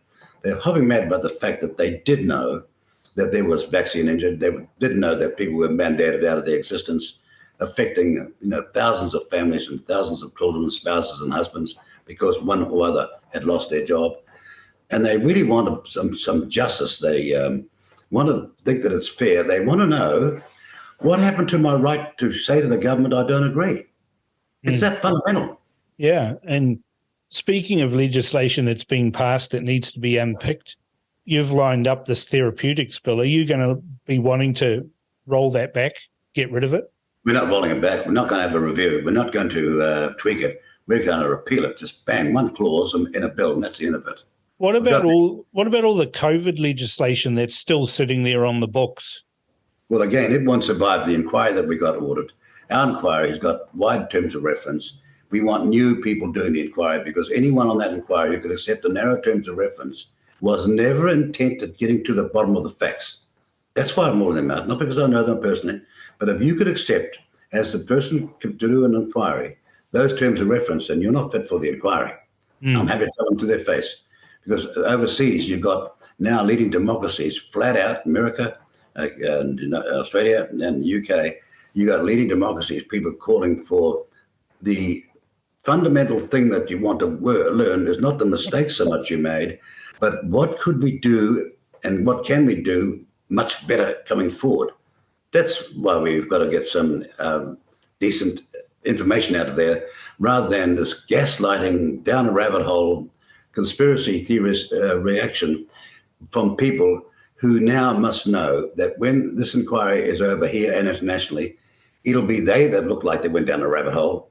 They will be conspiracy theorists, and we all know who they were conspiring with. There's an old saying in L.V. Martin, old Alan Martin used to stand there on TV and look a bit stilted and say that, it's not the mistakes that are made, it's the putting right that counts. Oh, it's a brilliant slogan, actually. And it's also, it mirrors the famous comments by Theodore Roosevelt when he said at the start of his policy to try and get on top of the Great Depression and the misery in the United States, he said, we won't always get it right, but I promise you we'll keep on trying. Now, that's the humility that you need, and I never saw it under the former Prime Minister or under this current one. They were the podium of truth, and everybody else was telling lies. just like that. And that is not what images a democracy. It images a different type of society. Dare I say it, a communist or fascist society or dictatorship. That's the kind of language that comes into those societies, but not a democracy. And that's why I raised that, because there's a lot of people out there that blame you for Jacinda Ardern. I don't want to relitigate all of that because we've discussed that before. But, in my discussions that we've had offline, having a few chats from now and then, I got the impression that you are wanting to take up what Alan Martin used to say about it's the putting right that counts, acknowledging mistakes from the past and then moving to correct some of those mistakes, whether it's COVID legislation, mandates. One thing that's dear to me, of course, is firearms legislation, because there's been some appalling mistakes made there. And again, there's a lot of voters out there in the firearms community that blame New Zealand First for what they say is selling us down the river. And they don't understand the political implications of that, but that's the impression there. You said you're going to repeal the therapeutics bill. You've said you're going to have the COVID inquiry that's going to knock a lot of those things on the head. What about on firearms? It's dear to me. I can see a situation where we've already spent a huge amount of money on having a register. And the old register had so many flaws and holes in it. And I can see a point there where the register will be retained. But is there the possibility that we could go back to what that Commission of Inquiry said and remove enforcement and move management of firearms out of the police, and at the same time be a little bit more sensible around registration and say, well, we really should just focus on maybe pistol owners, collectors and people with prohibited, and not apply the register to absolutely everybody? Look, from my information, and I'm relying upon that information, there have been licensed gun owners selling guns to gangs. There's too much evidence of that, of later inquiry by lawyers and what have you, defending these people. Now, where our position has always been that when 51 people lost their lives on the 15th of that dreadful March day, and then another 40 were massively ruined for life, to do nothing was never an answer. But the profound reason I answered a question from a guy who's on the gun control register as a policeman, I said, we're going to take it out of your hands because you missed the boat before the 15th of March from that guy coming out of Australia. And the second thing, I want to have a credible group of people, independent, as a commission on this matter, which is always our policy. We took it so far that when we went, the commission never got to be in place. This is a computerized age. Why can't we get on top of this? But our main focus is the possession of guns in criminal and gang hands. That's always going to be our focus going forward now. But a register isn't going to stop criminals getting guns, is it? Well, what I'm going to, and I was talking to a senior barrister the other day saying to him, look, why can't we get a group of people highly experienced in the area of both investigation, knowledge, local information, and also legal expertise, and sort this matter out? Why is it such a shocking problem? Australia, John Howard did, after that terrible massacre in Australia. And the question is it foolproof? No, because you always get dishonest people. That's the problem. But I mean, you've got the security systems now to investigate and almost know where guns are in the gang's possession. And I don't want to know why we aren't using it. And that's the reason why we're just taking the Queensland and Western Australia approach and declaring them terrorist organisations, because that's exactly what they are. If Proud Boys can be declared from the United States to be such, why, with people with the same behaviour here, why would they not be treated the same way? Well, worse behaviour. What behaviour? The Proud Boys didn't have any behaviour. No, they just had a name. Yeah, they were given a terrorist designation, and Ardern gleefully went along with it.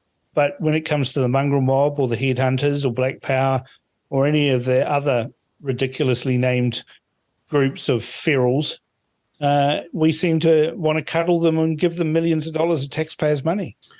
Well, this is sad about it because you say that one gang got 3.2 million with respect to what they were doing, as though they were going to put that to a good purpose. This naivety knows no bounds and also belies the nature and character of, for example, the great things like the Maori Battalion and what they were capable of doing. This was amazing what happened, and when you think about it, how shall I say it, is this separatism behavior, not what Maori want. You remember this, the guy is the head of the military, his name is Pornanga, and he's asked by Rob Muldoon, how many Maori have you got in the army? You know what he said? Prime Minister, we just have soldiers in the army. Yeah, exactly right. Well, that's the most telling comment. This is a Maori, senior Maori, the top of the army, top of the military, like Metaparai and all those guys, gone all the full distance, and he's trying to tell you something, and you got all these sociologists and people have done a flippant university course trying to say it isn't so. There was a news article the other day.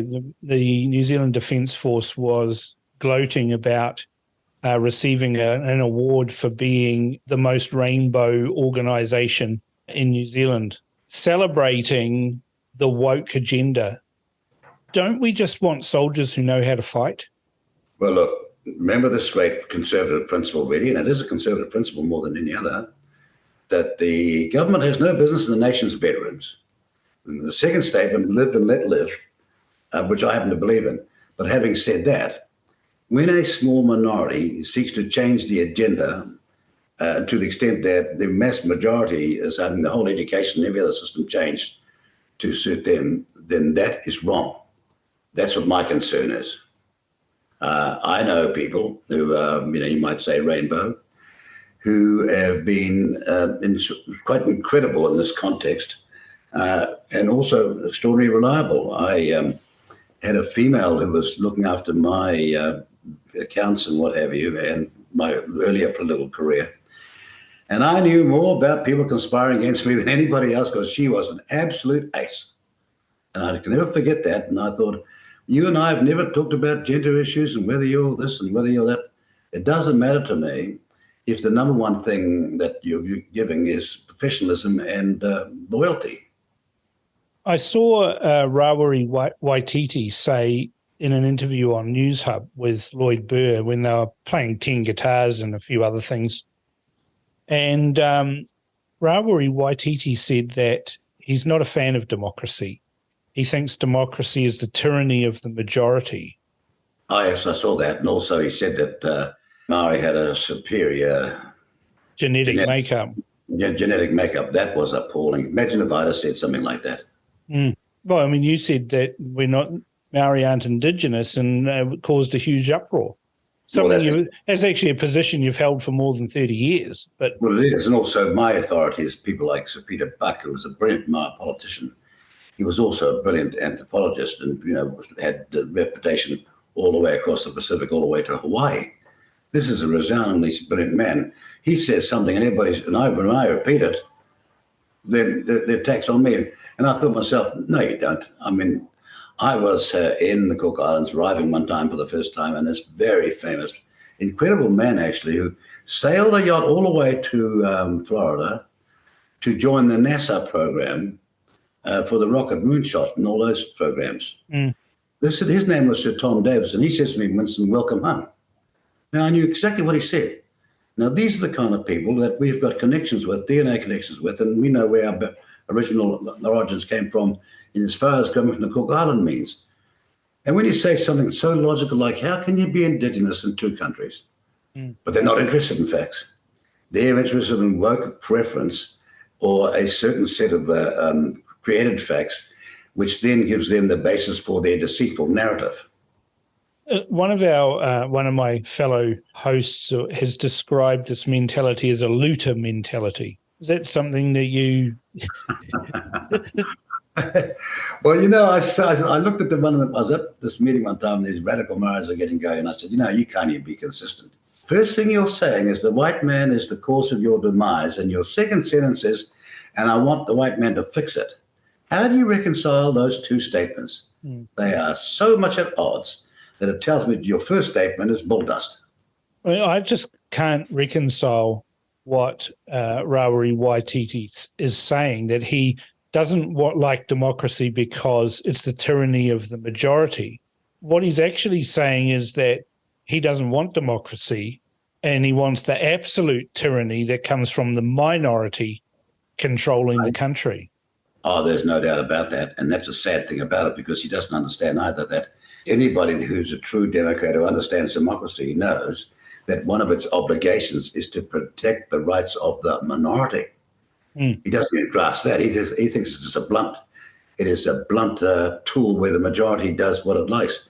And no democracy, in the true sense of the word, will last very long if those who have, in the short time or the brief time, got the majority, don't understand the needs of looking after minority. It starts with every aspect of that, but also it isn't the obligation of the Speaker of the House. The Speaker of the House is to look after the minority's views so that the system is held to account and no voice is shut down. But, of course, he's got such a superficial attitude. He doesn't understand that they're polling about 1.1%, 1.2% max. He claims in the next breath that Maori 80 to 90% of the population.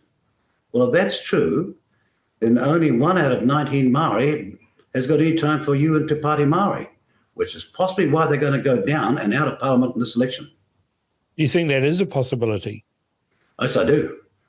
I do, because in this race to the bottom, some Maori are starting to wake up. Some Maori are starting to say, look, all you do is make promises. All you do is play the blame game. When did you come and do something brilliant for Maori, like that, change their lifestyle around? Look, I was down at Oporiki the other day, seeing this new mussel factory that we built on the Provincial Growth Fund, and talking to the board and what have you, where they're building the biggest mussel farm, not in New Zealand or Australasia, but in the whole world. And they're excited as anything. They've got 200 workers now. They're heading towards 300. And then I went on to Hawke's Bay and I saw a limery, which is a lime growing place, which started off with our help, the Provincial Growth Fund, and now has got a serious orchards going, but it also got 20 suppliers from around the region as part of that limery. This is incredible stuff. And I took to myself and say, okay, Rada, will you show me what you've ever done?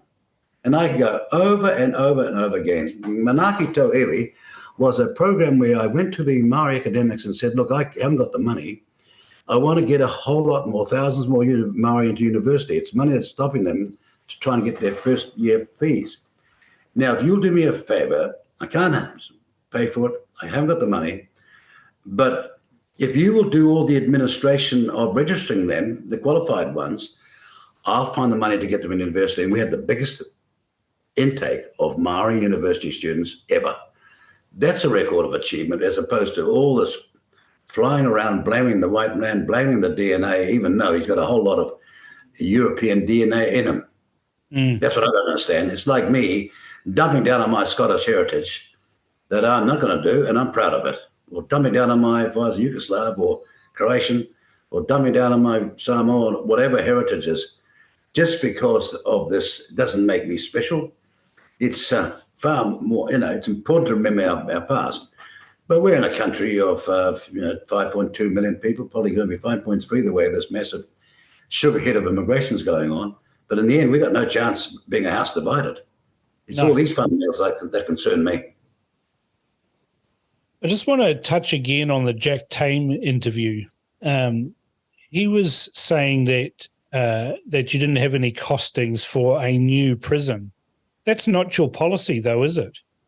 Well, yes, but he didn't get it. What threw me was, I thought, but they're in prison now. These gang members, I'm talking about, are in prison now and recruiting now. So there's no extra cost. We're just going to put them in a prison where they're all by themselves and they can't recruit others. And there's 2,000 empty prison beds now. So I'm trying to figure out the logic of what he's saying. All of a sudden, it cottoned on to me. We argued there were 2,700, and I thought, well, that can't be right. Because the corrections officers, people that came to see me, their spokespeople, told me they thought it would be something like 3,000, but no one could be certain. That's what they said, because you've got phases of recruitment or not being recruited and what have you. And so when he said that, I thought, well, that can't be right either. And then I realised he having asked me to speak about 4 subjects, that he hadn't, at the end of an hour, covered one of them.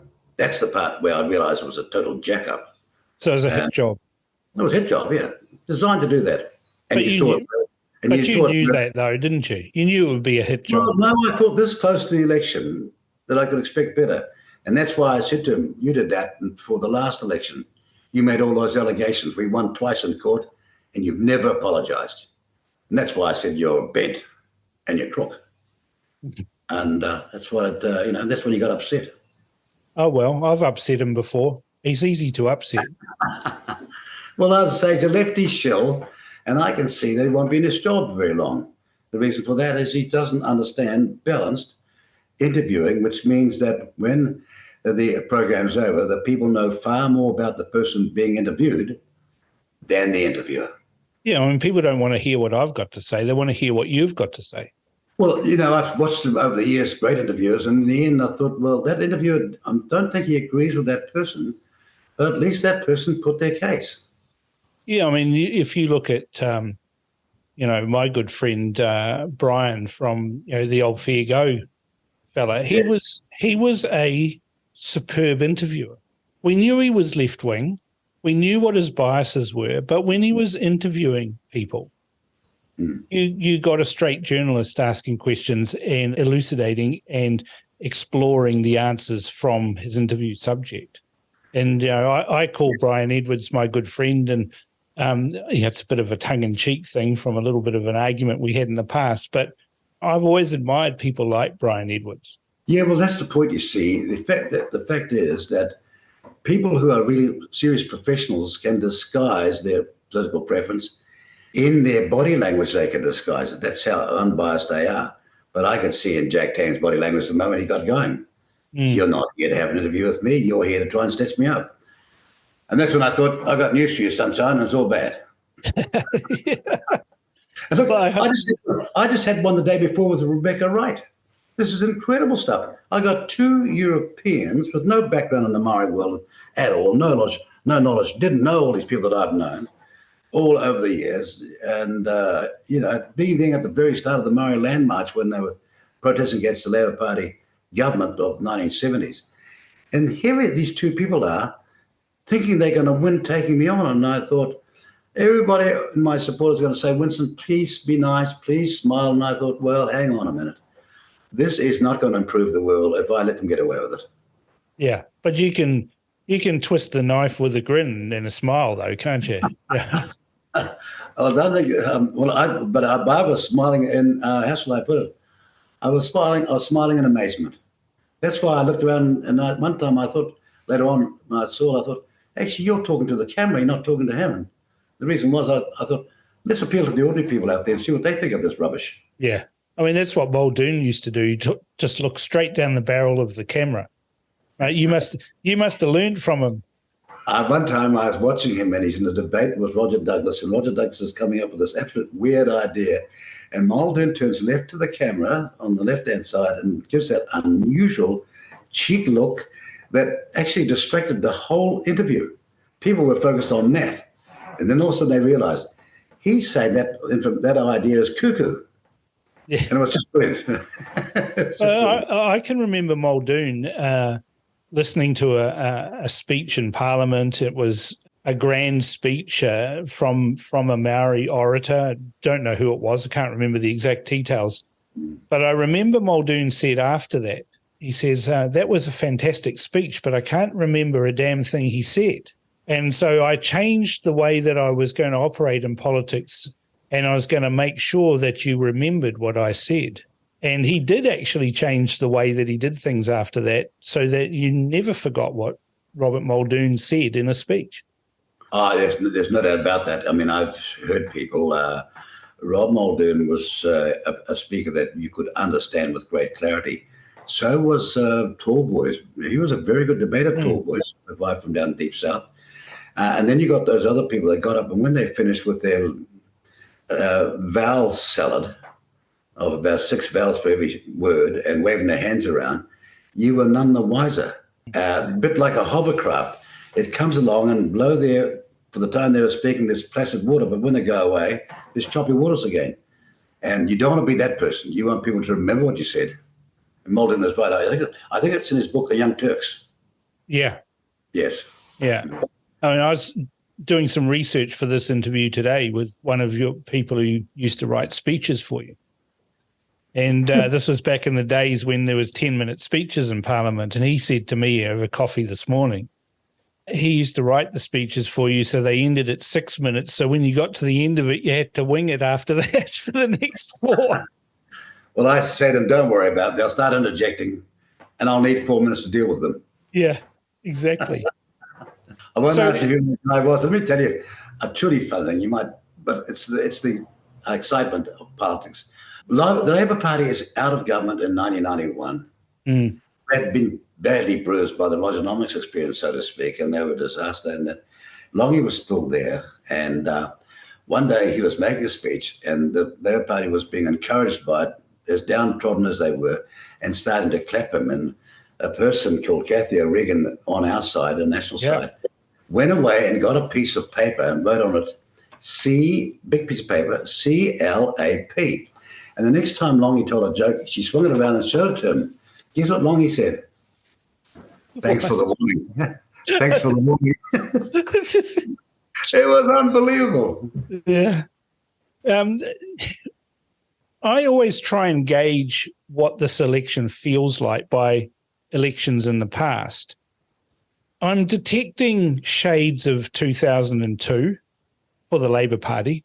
They're taking the place of Bill English in the National Party. But I'm also detecting shades of 1996 here. What's your gut feel on what this election feels like, given that you've had 4 million elections since you were the ship's boy on Noah's Ark? Now you're sounding like Rebecca right now. Look, can I say this? It's funny to say that, but I think what's made it so uncertain, and this is why it's unique, this is an uncertain election because so many voters who know Labour stuff, who were Labour voters, are not too sure of where to go to. The moment they realise Labour is stuff, they will go. The second question is not knocking Luxon or any other party, but the so-called opposites have not convinced people that they are the answer. They really haven't convinced the people they got the answer, and those polls show it, because if ever I saw a climate when you should be smashing the current failed government, it's now. Yeah, that's what I can't understand. I can't understand why we're not seeing John Key levels of support for the National Party I interviewed Michael Bassett. He said this is the worst government in his memory, and he's 85 years old. Yes. And then I pressed him on that and I said, come on, you're a historian. Is this the worst government ever? And then he had a bit of an argument about a government from 1932 to 35, but then he finally relented and said, no, this is the worst government we have ever seen in New Zealand. Yeah, but see, aspects of the alternative is coming in the form of ACT, which want to cut spending by $35 billion. And when you say, Bassett mentioned the 932, 935, well, a guy called Forbes was the Prime Minister at the time, and he thought he's going to defeat the circumstance by deflation in the end. So he was cutting back when smart economies were investing in sweat in the future, knowing that if it's for long-term construction, it'll be there 30, 50 years from now. And they missed it. And so there was, Bassett is right, but even by 1935, the Labour Party only won because they dropped public ownership of land. They allowed the privacy of land to continue. But this government, since 2020, it's been a month after month, disaster after disaster. Ministers going down absolutely screaming incompetence. That's the problem with it all. It's a competence issue, isn't it? Yeah. I mean, you would have seen that round the cabinet table from 2017 to 2020, that you were dealing with people that were ill-equipped to be even a minister, much less an advisor to a minister. Well, I don't want to name some of the ones who I thought were fit to do the job. Oh, go on. I might make enemies of them in their own party. But there were ones I thought, you know what you're doing. You've been around long enough. You've got enough experience. And then there were ones I thought, this is breathtaking. You're using all this language about well-being and transformation, what have you. Transform to what? And then you had, 100,000 houses from Phil Twyford. And I'm saying to him, look, there are very good house builders or businessmen who are not exploitative. They'll want to help this country. They've got a tremendous reputation in building social houses in their own area. You need to talk to them. They'll give you enormous help. But he never did. And as a consequence, this whole thing didn't happen. And now we've got, just to make sure we can't get on top of it, we've got a sugar hit of another 100,000 immigrants, 70% are coming to Auckland now. And whatever you're seeing in Auckland now is going to be much worse, sad to say. What are you going to be able to do to stop that? Well, the reality is, I am trying to say, and that's why we're putting out our manifesto when the official cash rate's known tomorrow, because far too much in this campaign has ignored the preview on the 12th of September, ignored the 15th of March, latest update before that time, ignored the fact that the borrowings have been forecast to be so much greater, ignored the fact that the IMF said that of Asia Pacific, we are the worst. They're averaging 4.4. We're averaging, they said at the time, 0.8. And predicted next year, of the 160 countries that they surveyed, we'd come in at 159, just in front of Equatorial Guinea.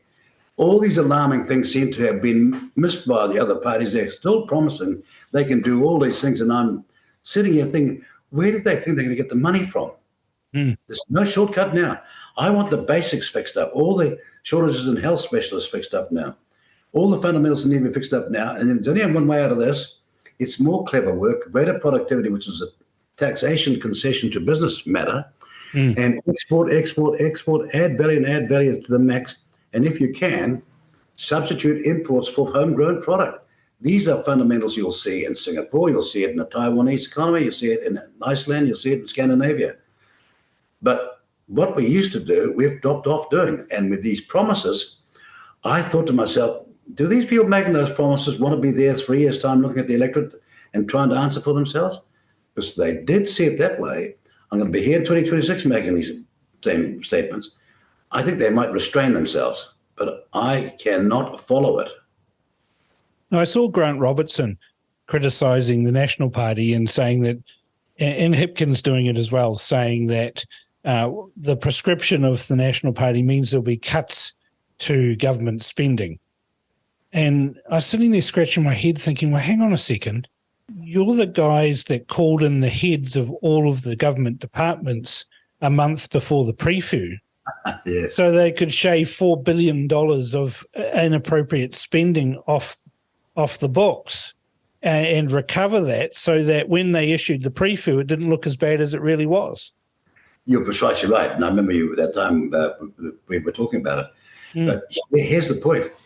If you can't even get the language right, what hope have we got? When they said we're going to spend $4 billion less, having done that, they called them savings. Yeah. You follow me? They called that savings. Now, this is kindergarten stuff.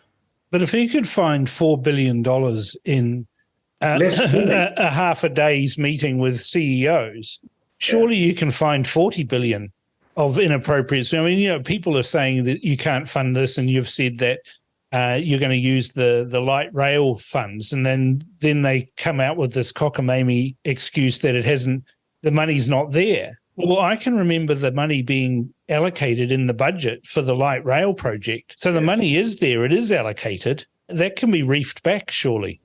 Well, as you say, so if it wasn't a budget, how do you mean that it's not there? Or have you been cooking the books? That's the first conclusion you could come to when that happens. I think we know the answer to that, don't we? Yeah, but you saw Hipkins come to Auckland. He promised not one tunnel, not two tunnels. He promised 3 tunnels, 2 under the harbour, 1 up the North Shore, and all joined up to light rail, which hasn't had a metre built. Now, I was staggered that the media could actually run that without the 10 most fundamental questions. When? Well, light rail was 6 years in the waiting, hasn't had 1 metre. When was this going to happen, and why did you make that statement? Well, they told us that the light rail would be to the airport by 2021. That's right. Here we are 2 years later with not even a single millimetre of track. Well, I remember when Twyford brought it to Cabinet, first of all, it was said it was 1.9 billion, and we're sitting around there, New Zealand First, saying, what? Is he joking? And then this is what they did. They didn't have a plan, so they put the idea out to tender so you could tender to fulfill the plan that they had announced. Now, the Auditor General heard about that and he said, that's illegal. Remember that? Yeah. And then it blew to 8 billion, then it came to 14 to 16 billion, and now it's past 30 billion. And the reality is, I know the media is biased because that just screams incompetence. Well, I can't wait till you have that media bias inquiry. Well, it's in their interest. Everybody wants to be truly, if you're a journalist, you want to be in a fine profession.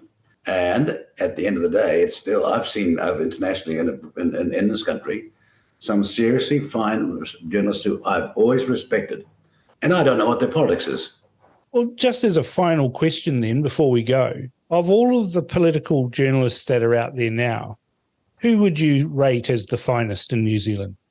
Oh, look, I'm just going to make enemies if I answer that question, other than to say to you that there are a number of them, and even new young ones now, and that they can survive the potential oppression of their bosses or their masters.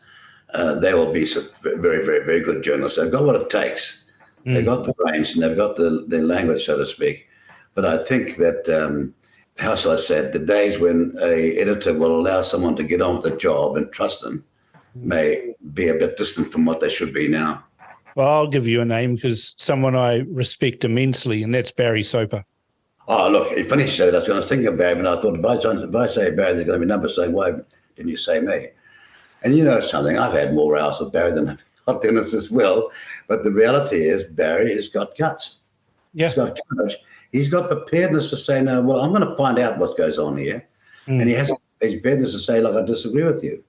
Now, yeah, I have got serious time for him in that context. And as I say, the first time we ever met, we had a row. I think we did too.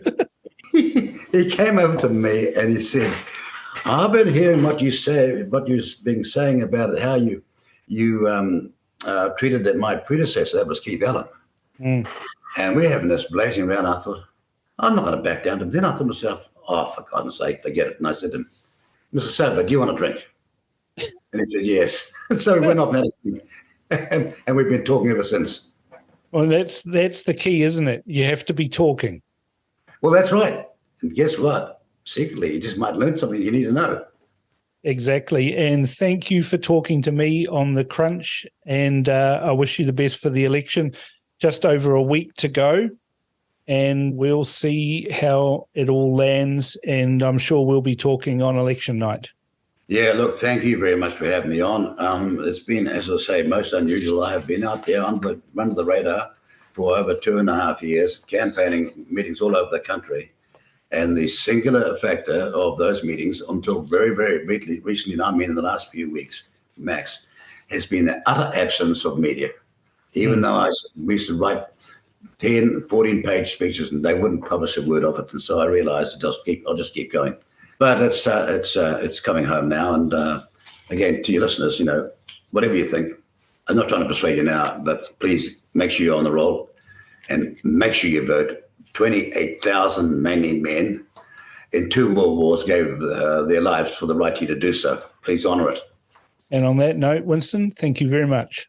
Thank you very much. Cheers. And Winston Peters is a political survivor, and you heard it here first. He wants to put right some of his past mistakes, and that is admirable. I love the idea of an inquiry into media bias, and I think I'll call it Winston's media utu policy. Don't forget to send comments on Winston's interview to inbox@realitycheck.radio or text to 2057.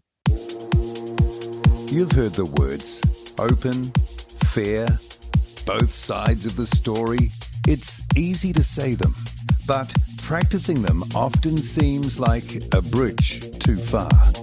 New Zealand, it's time for a reality check. RCR, Reality Check Radio. Rational discussion, common sense, and open debate for real. With me, Paul Brennan. You just can't make this stuff up. You couldn't write the script. Veteran broadcaster Peter Williams. Where is the evidence they actually make a difference? It turns out that was a very fair question to ask. Taking on the mainstream, Chantel Baker. Mainstream media, as usual, in their little perch. The man who cares so much and whose background is for real, Rodney Hyde. The doctors don't believe them. They can't get ACC. They can't work. They're told it's all in their head. Along with a raft of contributors, to inform, entertain, and bring the truth back to New Zealand media. It's time for a reality check, all right. RCR, Reality Check Radio at www.realitycheck.radio. We've arrived. You're listening to The Crunch with Cam Slater, right here on RCR, Reality Check Radio. Now it's time for Cam's Buddies, one of your favourite segments of the show. This week, we'll find out if they know anyone who is vaccine injured, and if so, do they deserve compensation? Now, I regularly catch up with these mates, and they always give me their unvarnished views on anything, even if they disagree with me. My producer has them all lined up and ready to go. Let's hear what Paul, Marcus, Jimmy, Jack, and Miles have to say about vaccine injuries and compensation. Welcome to Cam's Buddies, Paul. Hi, Cam. So the question for this week is, you might have heard Christopher Luxon and Christopher Hipkins both agreeing that there should not be any compensation for vaccine injuries. And I want to know if you know anybody who has had a vaccine injury. Well, yeah, that's pretty good question. My brother-in-law was working as a concreter, and he'd been concreting all his life. And he was 66 years old and fighting fit and out concreting every day and driving a bobcat and a truck and all these sorts of things. He got his first vaccine and all was well. When he got his second vaccine, he then said, I can't cope with working anymore. I just can't do it. I'm quitting. And we said, what do you mean you're quitting? You own the business. There's no quitting, and you've got a mortgage. And started to cry. Now, this is a man who I've never seen cry in my life. And 2 days after the second vaccine, here he is giving up work when he's got a mortgage and no plan. And when told that's a bad idea, he's teary. And I'm looking at him thinking, they may be coincidental, they may not. I reckon the vaccine was what did it to him. And I've got another mate who's a drain layer, and we've been in business. I own part of the business with him. He's a drain layer, and I own part of the business, but I don't do any work for some reason.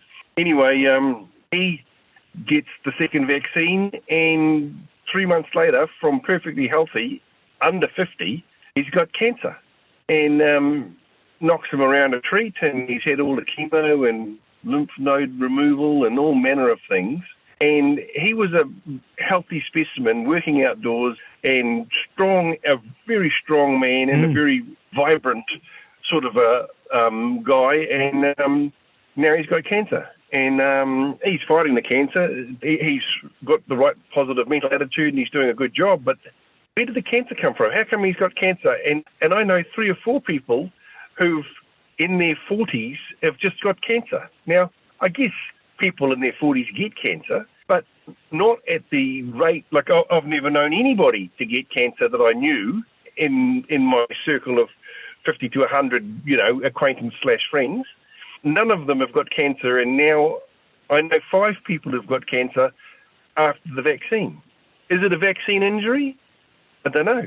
I've got another mate, his name's Denver, and after the vaccine, he was straight into hospital in the same day with heart problems, and they were very worried about, he had all manner of ventilation and additional respiratory equipment and on quite a intensive care ward. Yeah. And they eventually saved his life from whatever he had. And he came out of hospital and he was asking, was this anything to do with the vaccine I had in the morning? And they said, oh, no, nothing to see here. And then one of the doctors said, well, if you don't ask, of course it is. But if you ask, then no, nothing. Yeah. Well, I know all these people thinking, that you've brought up. I know all these guys. They're tough men. They're not socks. They're manly men. Yeah, they're not socks. And the amount of people that you and I both know that have all of a sudden got cancer seems to be a rather high coincidence. Either they're catching it from us or there's something else going on. from their knowledge of inappropriate people, perhaps, or whatever.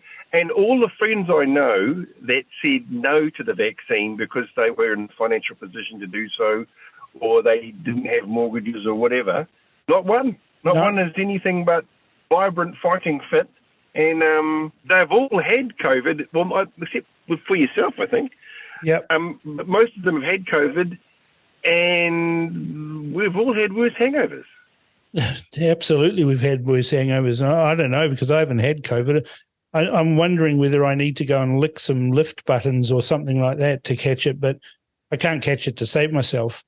What about compensation, though, Paul? Well, do you think these guys should be compensated, or people with injuries be compensated?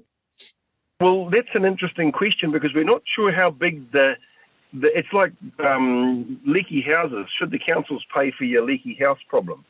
We haven't got a quantity of money that it could be. So if there's 100 people vaccine injured in New Zealand and the compensation is 10 million, if you get, 100,000 each, yeah, that's one number. If there's 600,000 people injured, but they have all been told nothing to see here, go home, you've got tinnitus, but no problem, people get tinnitus, or you've got, you're dizzy and you can't, all these manner of different things. If you've got heart problems, no problem at all, you're only 27, but 27-year-old men get heart problems, or people Apparently. that have died. If the quantity of people is now like 500,000 or 600,000 and we're looking to give them $100,000 each, well, now you've got to really start, like, I can see why they're denying it. They're denying it because they are scared of the quantity of money that could be involved in it, if money fixes it. And I'm not sure that it does, but at least it recognises it. But I think there's two things here that bother me. One is when you're told to go home, you're an idiot because there's nothing to see here, even though you've got terrible affliction from it, and like a myocarditis or something like that, and you're young, and they're saying, no, that's not from the vaccine, or there's nothing to see here, and we're not compensating you, and go and see the ACC, and then the ACC say, no, we don't pay out on that, and so you're going round in circles, and the frustration is nearly as damning as the fact that you're not getting compensated for the injury that you've got under huge pressure from the government and all other sources. Well, if there's nothing to see here, then why don't they set a number and say, okay, if you've got vaccine injured, it's $1 million? Because if it's nothing, they're not going to pay anything out, are they? They wouldn't have to pay, exactly. Yeah. But if they say, we could have set it at $1 million, then and you say, why is that? And well, it could be a lot. Well, hello. One of these statements can't be true. Yeah, exactly. So in your experience, there are people who have got vaccine injuries. It's indeterminate, requires some investigation, if only someone would investigate. But it's real, and you know people, yes. and you believe they should be compensated, although it's hard to compensate a dead person. Yes, but if you're the breadwinner of your family and you're now dead, and that was, like, the Chinese have a way of saying, well, if you kill the breadwinner of a family, then you owe them 8 years of work or something like that, because that's what time the family may take to get back on their feet again at the loss of a breadwinner. And so there's some numbers like that. And so if the average wage is 60,000 and 6 8 to 48, it's $500,000 at least, at best, at worst, isn't it? Exactly. Well, it's some food for thought. If only we could get some brave politicians that would address the issue. Exactly. I think Winston's indicating that he's prepared to certainly look at it, and so I'm very interested to see what he has to say on the subject. And I believe he's been on, and I missed listening to it earlier, but if he's been on, I'll look back and have a listen to it in the replays. Well, it couldn't be that difficult to fund this. I mean, if apparently vaccine injuries are bullshit, then there'll be nothing to pay. But we could fund that by, I don't know, stopping the Paris Accord climate change payments, because that issue is bullshit. And so that could easily be funded from the climate change money, couldn't it? Well, I think that would be a perfect place to fund it, because if one thing isn't real if there's climate change and there's vaccine injuries, and one of them is a lie, then the money only needs to go to one of them, and you can kind of choose which one.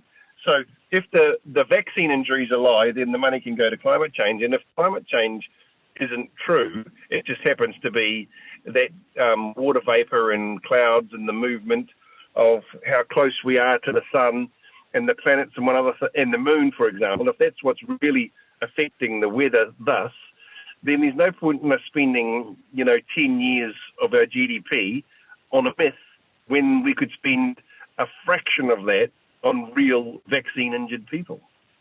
Well, that's food for thought, and hopefully we can get some politicians to consider that. Thanks for your comments, Paul, and next week we'll be talking about our hopes for the election. Look forward to it. Thanks, Cam. Thanks. Welcome to Cam's Buddies, Marcus. How you doing, mate? Fantastic as usual. Now I've got a tricky question for you. Yeah, I've got a tricky question for you this week. A little bit of left field. It's not anything to do with about politics. Now, Christopher Hipkins and Christopher Luxon have both said they don't believe there should be any compensation for vaccine injuries, pretty much on the basis that there aren't any. Do you know of anybody who's had a vaccine injury? Well, firstly, they can go and eat a dick, because I know lots of people that had vaccine injuries. Those guys, honestly, are not living in reality. My old boss, for a start off, he got the second shot 11 o'clock in the morning. By 4 o'clock in the afternoon, he's starting to feel a little bit unwell. Went to hospital at 6 p.m. with pericarditis. And he was arguing with the doctors at the time about whether it was related to the second shot he got in the morning. I mean, that's one. I've had a mate who's died, an athlete, I won't mention what sport or anything like that, and had a thickening of the heart walls. He was 28. Another mate of mine had massive shingles after the shot, all up the side. Another acquaintance had their 12-year-old boys now got heart issues. So, it's all just a big coincidence, I guess. Do you think that there should be compensation for people who are vaccine injured? Well, I think there should be compensation for anyone who's injured from any misadventure. Now, apparently ACC has that in their bag of goodies, but unfortunately they're run by the government too. And I dare say that all the stories I've heard from ACC with injuries and having heart issues and things like that would be very, very difficult to prove that it wasn't hereditary. So to answer your question, I think there should be compensation, but more important than that, I think the people that made people take some shots that they didn't want to take need to be held to account. That's much more important. I'd be happy. I mean, may not be happy, but if I was vaccine injured, I'm not because I haven't got the shot, but if I was vaccine injured, I'd be much more satisfied if people like whoever made me take it when I didn't want to take it were held to account and held to account in the law. We were told it was safe and effective. From your experience, it's clear we're still being told it's safe and effective. Yeah, we're still being told it's safe and effective. I mean, I think last time I looked, the New Zealand excess death rate is up to 17%.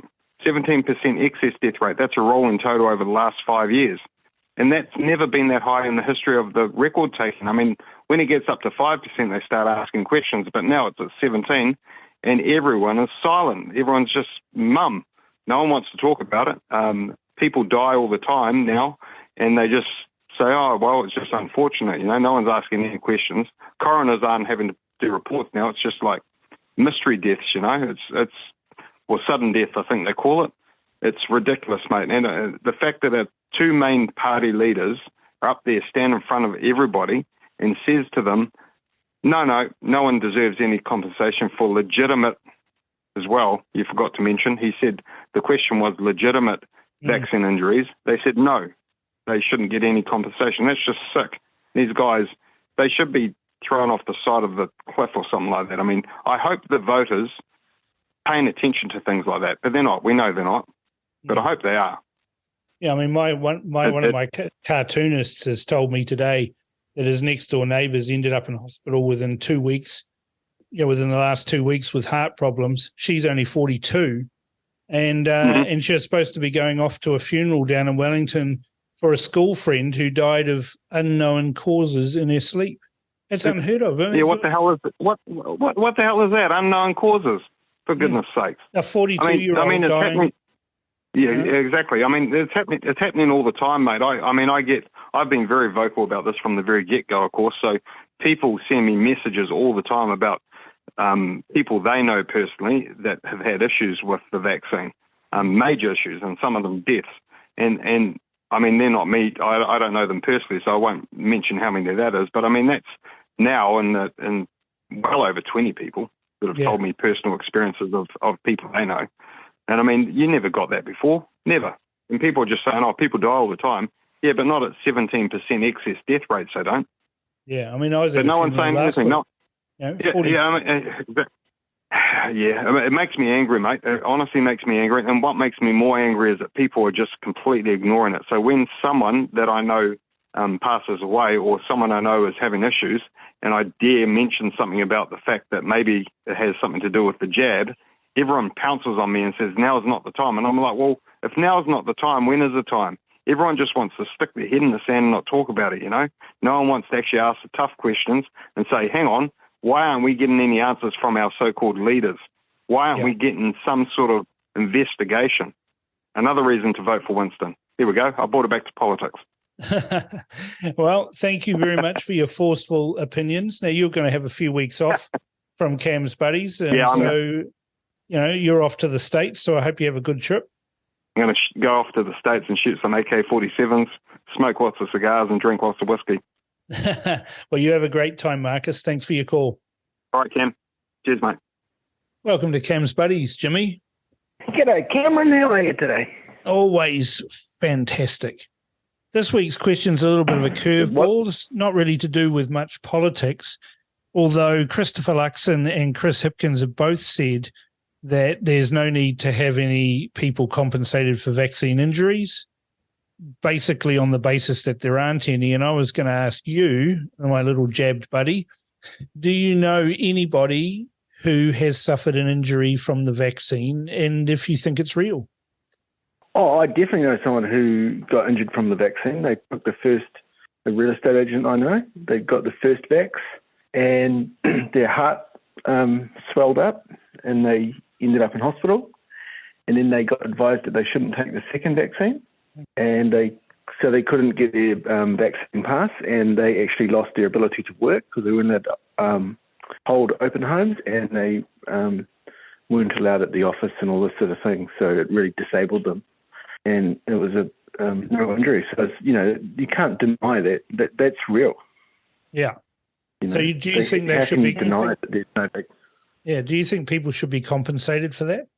Yes, definitely. The government, the state, mandated people with injury. Of course, we've done it for many other things that the state has made bad decisions on. Yeah, Jacinda Ardern said that it was safe and effective, that you won't get sick and you won't die if you take the vaccine. People have got sick, people have died, and they said it was safe and effective. So they're the actual cause of the injury. Should they be held to account at the same time as people being compensated? It's a really complex problem. I mean, the sheer fact that Pfizer allegedly had a clause in their contract where they couldn't be held liable, to me, that just screams problematic. Jacinda Ardern, as much as I can't stand her, she didn't invent the vaccine. She was just going on advice in a panicky time, driven by, fear. It's bad decision making. I just think that the mandating was what was horrendous. That's really what the politicians should be held to account. And to an effect, given Ardern's popularity now, that she has been held to account for that. But the state certainly should be held responsible for injuries, and they definitely should be at least ACC eligible. You would think that'd be pretty easy. So do you think Chris Hipkins and Christopher Luxon are out of order then by just unilaterally saying, no, we don't need to do that? Yes, it's insane. And also, the problem is that the injury thing may be so severe and the cost so large, they just don't want to budget for it, essentially, That's why they rule it out. It's easier to rule it out than promise to pay billions of dollars. But if there's nobody injured and it's just a coincidence, there's not going to be anything to pay out. So why don't they just say, yes, we're going to compensate people? Well, that's they've driven themselves or backed the lorry up into a cul-de-sac and they're stuck. by saying that there's no injuries and therefore they can compensate the alleged 3 people. Well, this is politics, right? I mean, we should be just be. It's the same as any other medication. There was payouts for what's that baby deforming one? Yeah, thalidomide. Yeah, there was payouts for that. Is this any different? So so you know people. That's 3 out of 3 buddies so far. Know people that have been injured, and the guy I know is a no bullshit. Like he's not used to be in the trades. He's got arm tattoos. He's not a wee midget, and he lost like substantial revenue from his injury and the lack of the second vaccine, which he wasn't allowed to take. And he also asked the Ministry of Health for an exception, and it was declined, which seems insane when he had a doctor's note to say that he has advised to not take it. So that's really serious, right? Very serious. I mean, but that's what we're seeing out there, and people think that we're crazy and we're making it up. But it's everybody knows somebody who's injured or worse. Yeah. It's. I think a lot of the severe anti-vax people who help put us into that crazy camp, like some of the real conspiratorial sort of out there people, and they like to paint everyone the same, but I certainly wouldn't be in that camp myself. I think there's not zero injuries here. There definitely is some, right? Yeah. And they should be compensated. Definitely, yeah, 100%. Well, thanks for that, Jimmy, and we'll talk next week, and we'll have just one day before the election next week, and so we'll have lots of exciting things to talk about. Thanks, Cam. Thank you. Welcome to Cam's Buddies, Jack. How are you? I'm fantastic. I've got some news for you too, Jack. Yes. We had a lot of feedback about your comment from last week, and it seems you're the most popular buddy right now. Now, You're kidding me. Now, don't let that swell your head, because you won't be able to fit in the cockpit of your plane. Right. So this week, I'm going to ask you a bit of a curveball. It's not really politics related, but it is kind of, because Christopher Luxon and Chris Hipkins have said we don't need to compensate people with vaccine injuries because basically there are none. And I want to ask, do you know anyone who's got a vaccine injury? And if they have got one, do you think they should be compensated? Okay, well, can't prove it scientifically, but 3 people I know of, including myself, and you know about that one. Yep. The second one is a long-term friend of mine, 48 years I've known him. He's a policeman. He's retired now, but you'd mistake him for being an All Black, fit as a fiddle, and represented the police all around the world in marathon running. Yep. Okay, he had the vaccine. Suddenly he gets pericarditis. Now he's on a plethora of drugs that made him not the same person that he was beforehand. Now, not scientifically proven, could be coincidental, but at my age I don't believe in coincidences. And then there's another, a 40-odd-year-old person who's managing some modifications in our house, doing our bathroom up.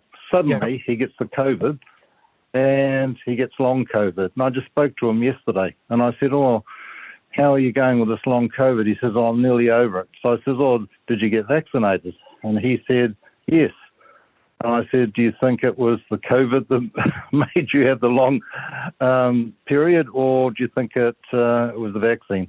And he said it was absolutely the vaccine. No, he was adamant about it. So once again, not proven, hearsay, but I'm quite sceptical now, as I've admitted to you.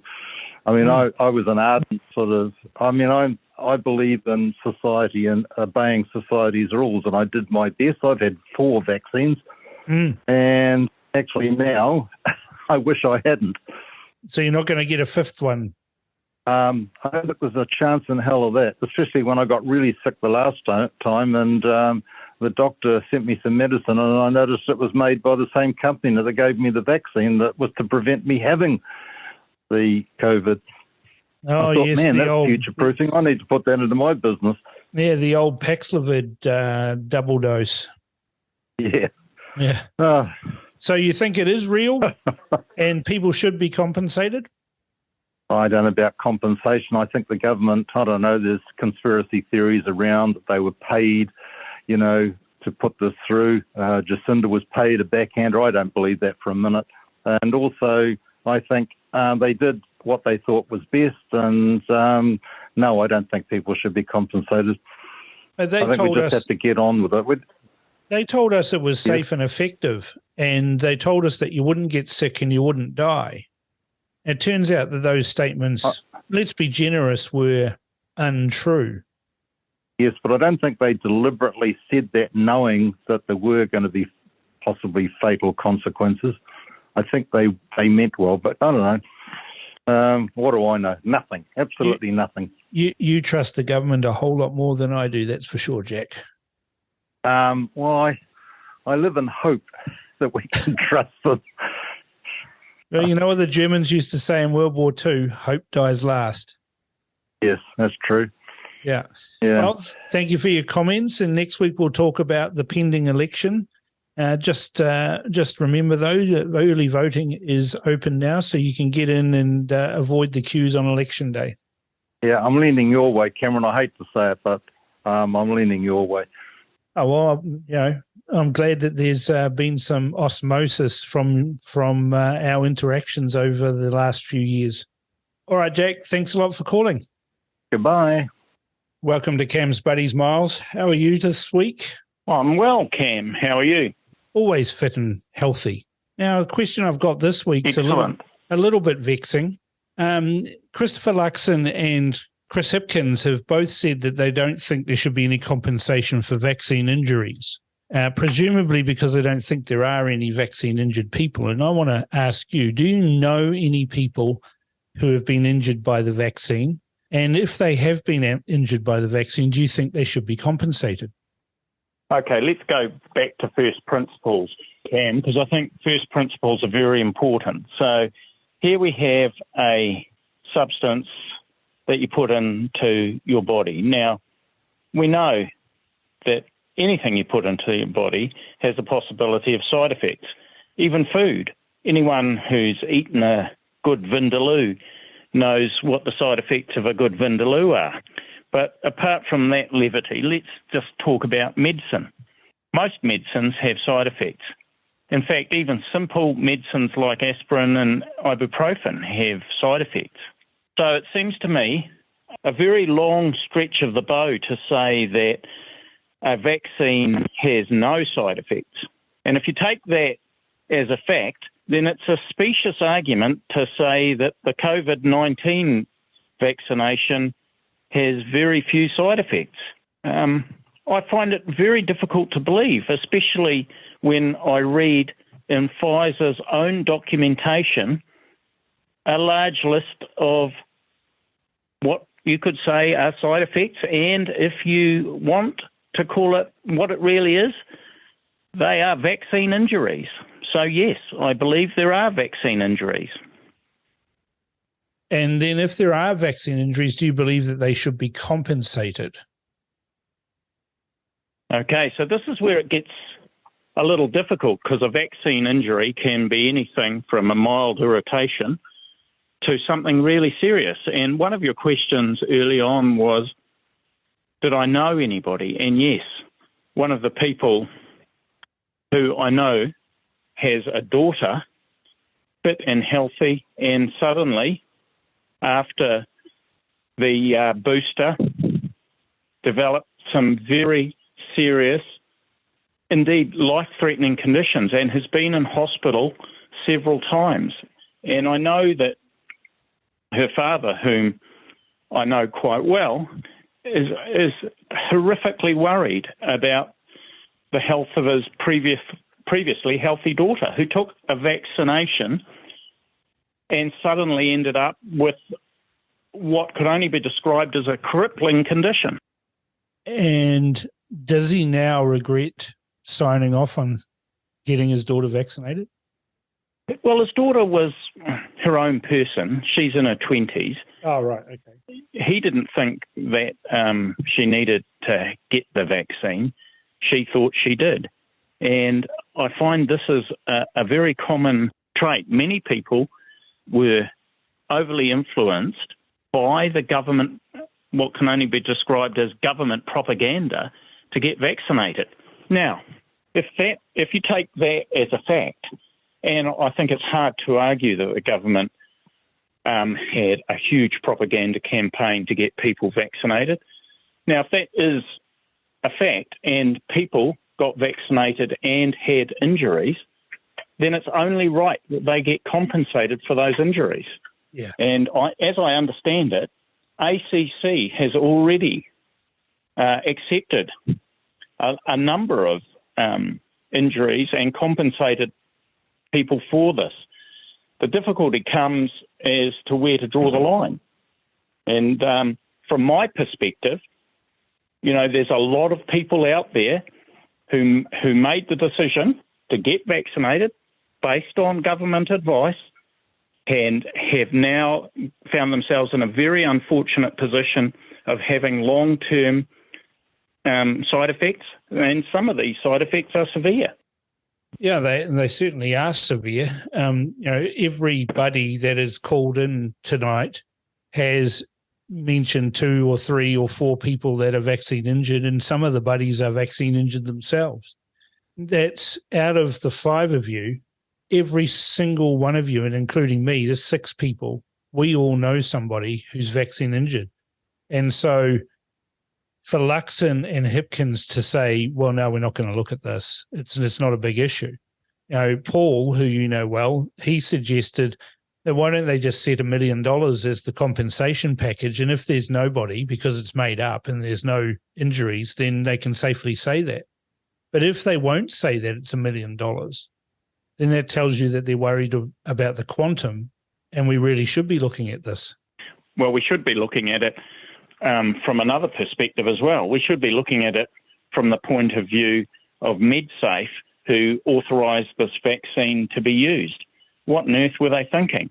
And MedSafe knew early on in the piece that there were injuries, and still they allowed the vaccine to go on. Now, never in the history of medicine, as far as I'm aware, has a medicine been able to be continually used.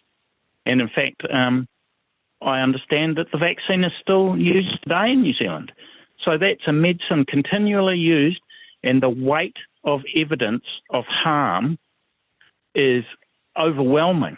I mean, I know of heart medications, for example, that were withdrawn from the market for a lot less side effects than this particular vaccine we're discussing. Well, just for the listeners' information, you're not nobody when it comes to dealing with chemicals, are you? You've trained as a molecular biologist, aren't you? I've trained in cellular biology. I've spent time in the pharmaceutical industry.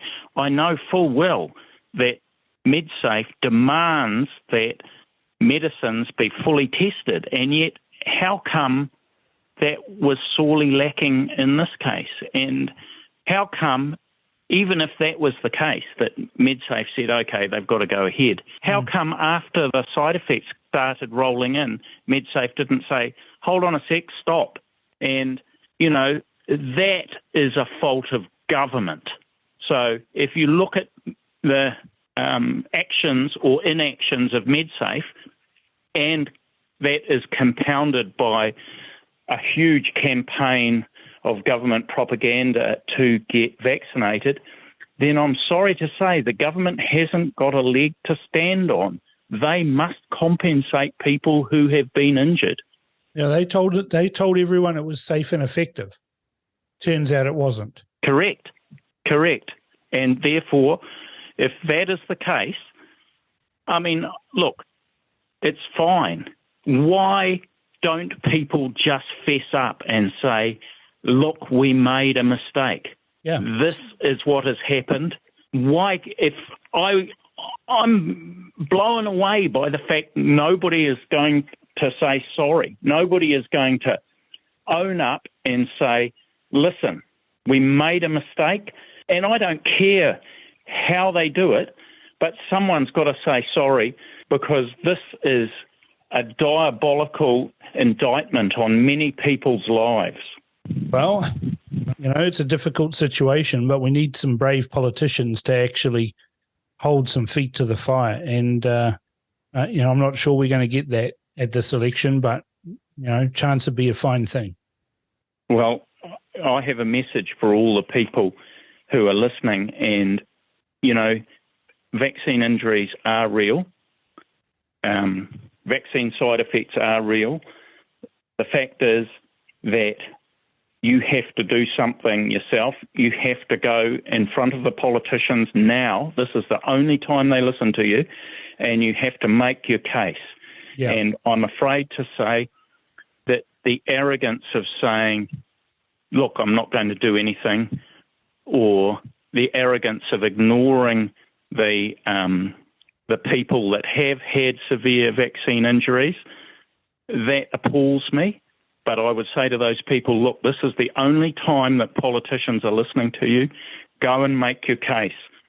Well, that sounds like good advice, Miles. Thank you for calling Cam's Buddies. Thanks, Cam. Wow, I never thought, even though I know these guys really well, I never thought that every single one of them would know somebody who has been vaccine injured. That's 5 people who know at least 3 others that have been vaccine injured. And Christopher Luxon and Chris Hipkins have the temerity to say that we don't need to look into this. My buddies are awesome. Tell us who you think is the best of Cam's buddies and why by emailing inbox@realitycheck.radio or text to 2057. The greatest threat to our democracy and our country is the belief that someone else will save it. RCR is on a mission to revive honest media, and now you too can help make that happen. Introducing the Foundation Members Club, the easiest way to support RCR and be rewarded for doing so. Receive exclusive benefits only for members, including your very own backstage pass to join the hosts for interactive behind-the-scenes discussions. And also our all-new daily curated news summary, RCR Bites, delivered to your email inbox every morning, keeping you on the pulse of the news that matters in just a few minutes per day. To find out more, visit realitycheck.radio/members and see how you too can join the mission that's making a difference.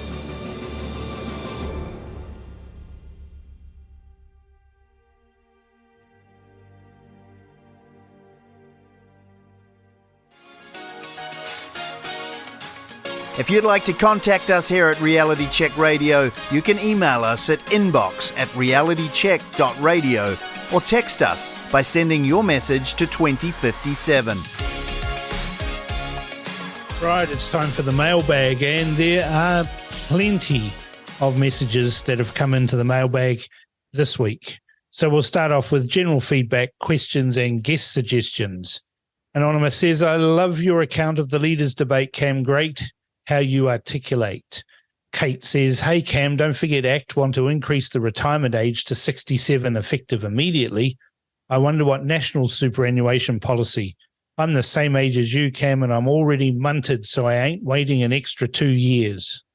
Jan says, hi, Cam, how can we stop election interference from the last Labour leader? Be praying for our protection on election day. God bless our nation. Tina has sent in a long message, wondering if there'll be another Northland poll. No, Tina, there won't be another Northland poll. There's already been 3, and they all say the same thing. Matt King's not going to make it. But she continues, critical decision-making tool for many people like me who want to support Matt but cannot avoid undue risk of handing seats to Labour. Back up voters to Winston, but no matter what he says about 2017, there is a significant perception, there is no reality, only perception, and fear that he would do it again. Where is the greater risk is the question. Seymour makes me sick to my stomach, the lies and obfuscations. Luxon, who even is he? Smells like a globalist.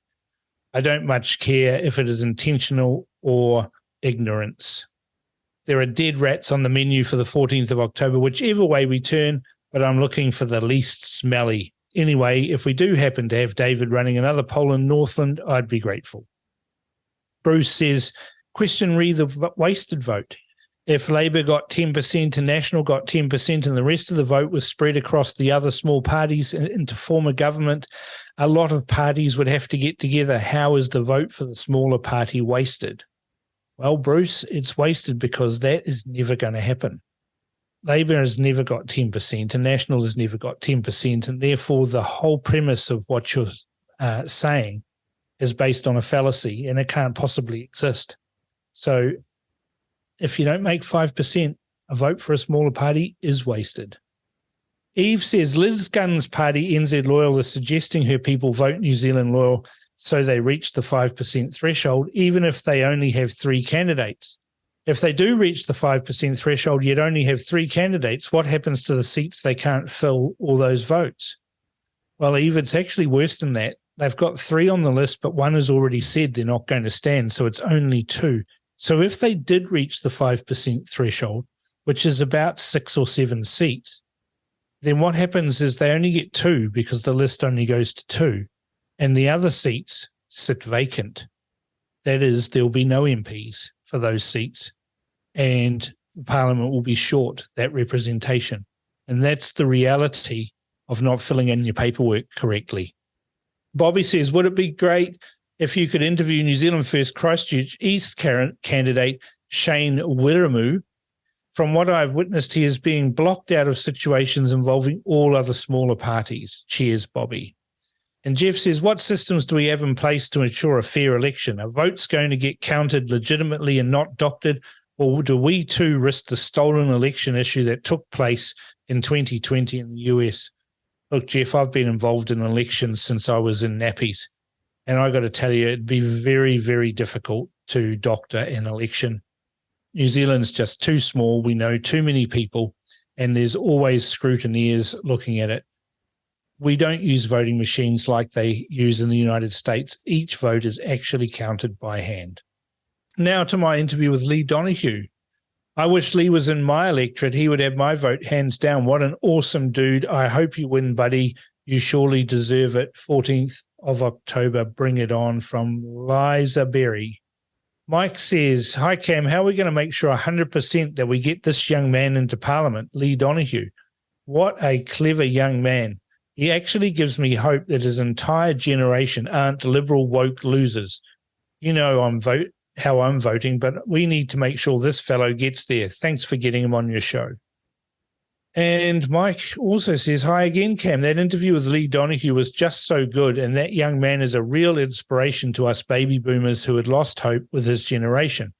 Just proves that there are some very astute youngsters out there, just to add to your comparisons with actors who are asked to give their opinions on whatever the topic is.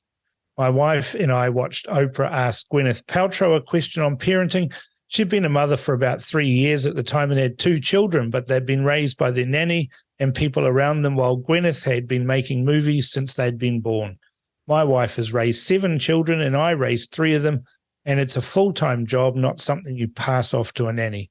I was shocked by the question at the time, and we both commented to each other, asking how the hell would she know the answer? She hasn't even had a kid at school and doesn't even parent them now.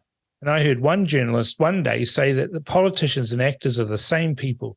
They're both professional liars and work to a script. And I believe that is a statement of fact. Still loving your show. Well, thanks, Mike. What a great talk with Lee Donoghue tonight. Such an enlightened man. Really wish him well and hope he gets there, Cheryl. Dave says, hey, Cam, good interview. I'm about to have my dinner. A dead rat with a serving of fresh green vegetables. I love your humor, Dave. Trishetta says, your chats, your humor, and the information you bring in sharing such a sharing, caring, open way has given me the strength and information to speak out with clarity and confidence. Anonymous says, my body, my choice. If it applies to abortion and it applies to euthanasia, then it applies to vaccination. I'm responding to Cameron Slater and Lee Ree, Hollywood actors playing dress up. I am a real person. Excellent interview on The Crunch. Extremely impressed with NZ First candidate Lee. Great to hear such an articulate, passionate and switched-on young person standing up for our freedoms and democracy. Now to the Kirsten Murfitt interview. Mike again. Hi again, Cam. Isn't Kirsten Murfitt just amazing? And even more so, according to me, because she not only does a very hard job, but also cares for a sick child and husband. Qualities I believe are more important than being a professional politician like our previous fearless leader. These are the attributes and life skills that make her human and able to deal with hardships not only in life but in the cutthroat world of law and politics.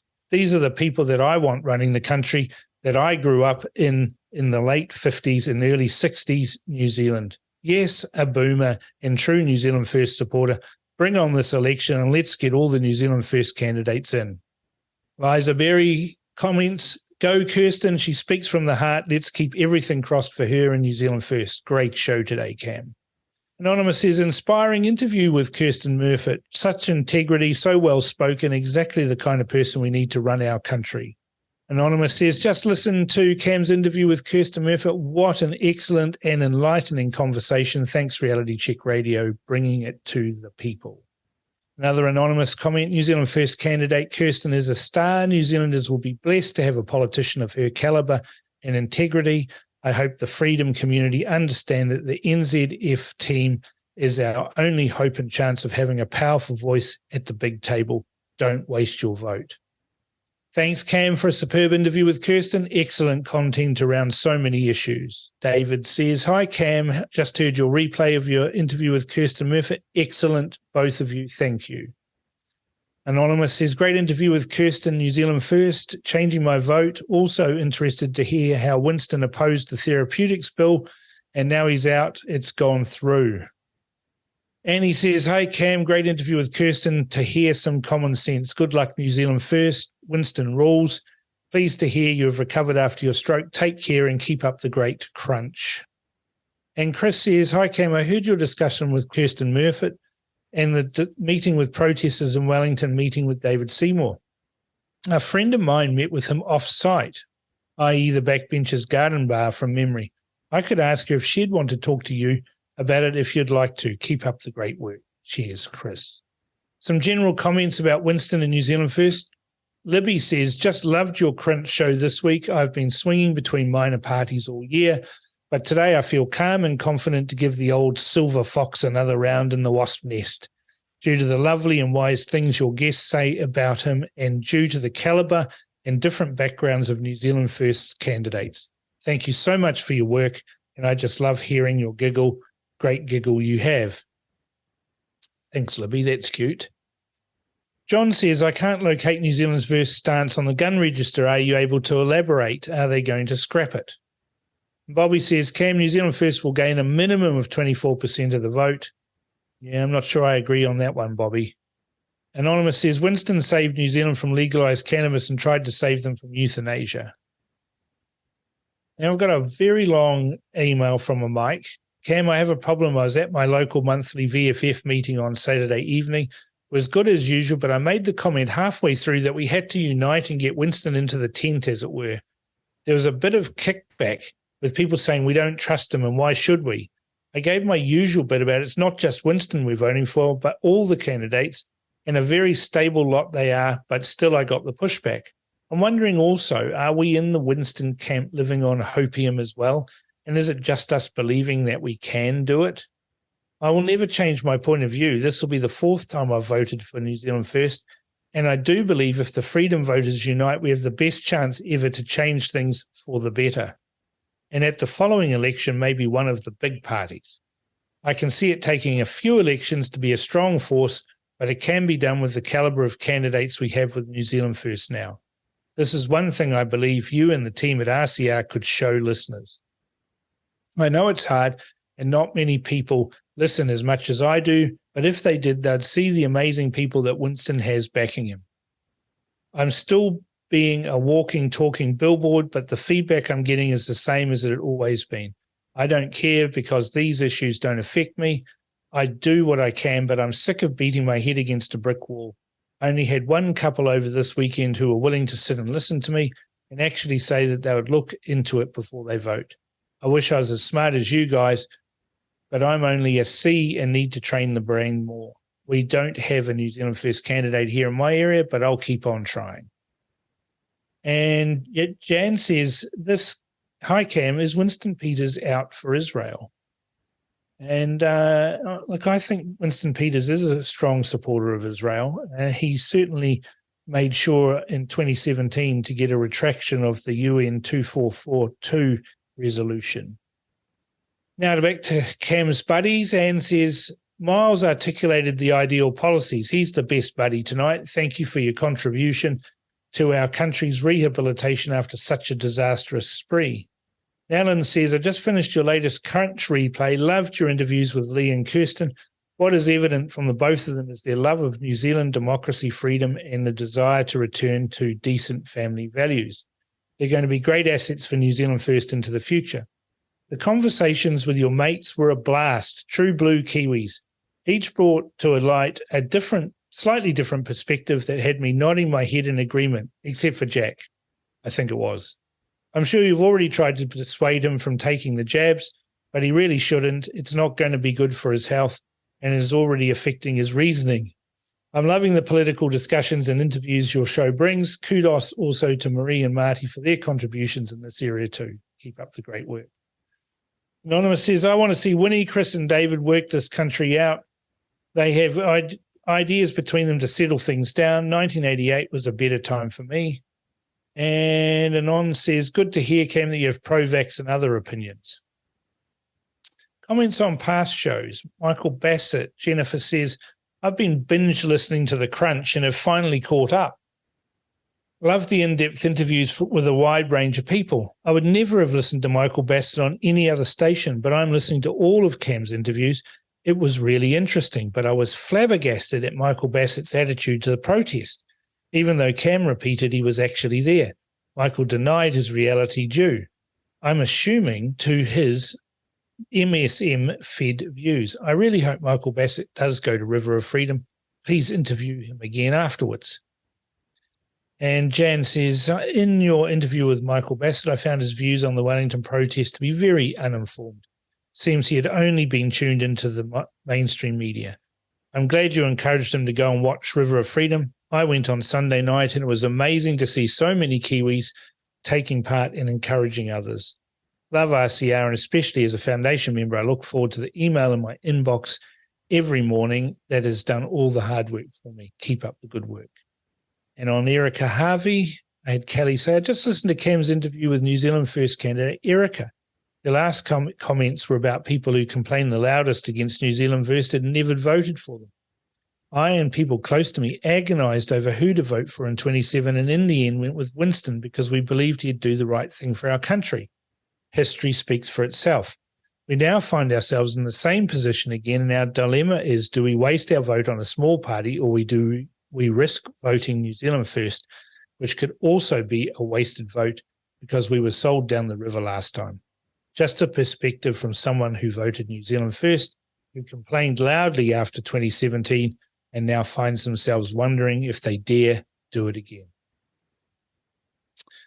And we've got a comment from Hennick about the interview that I did many months ago with Ashley Church.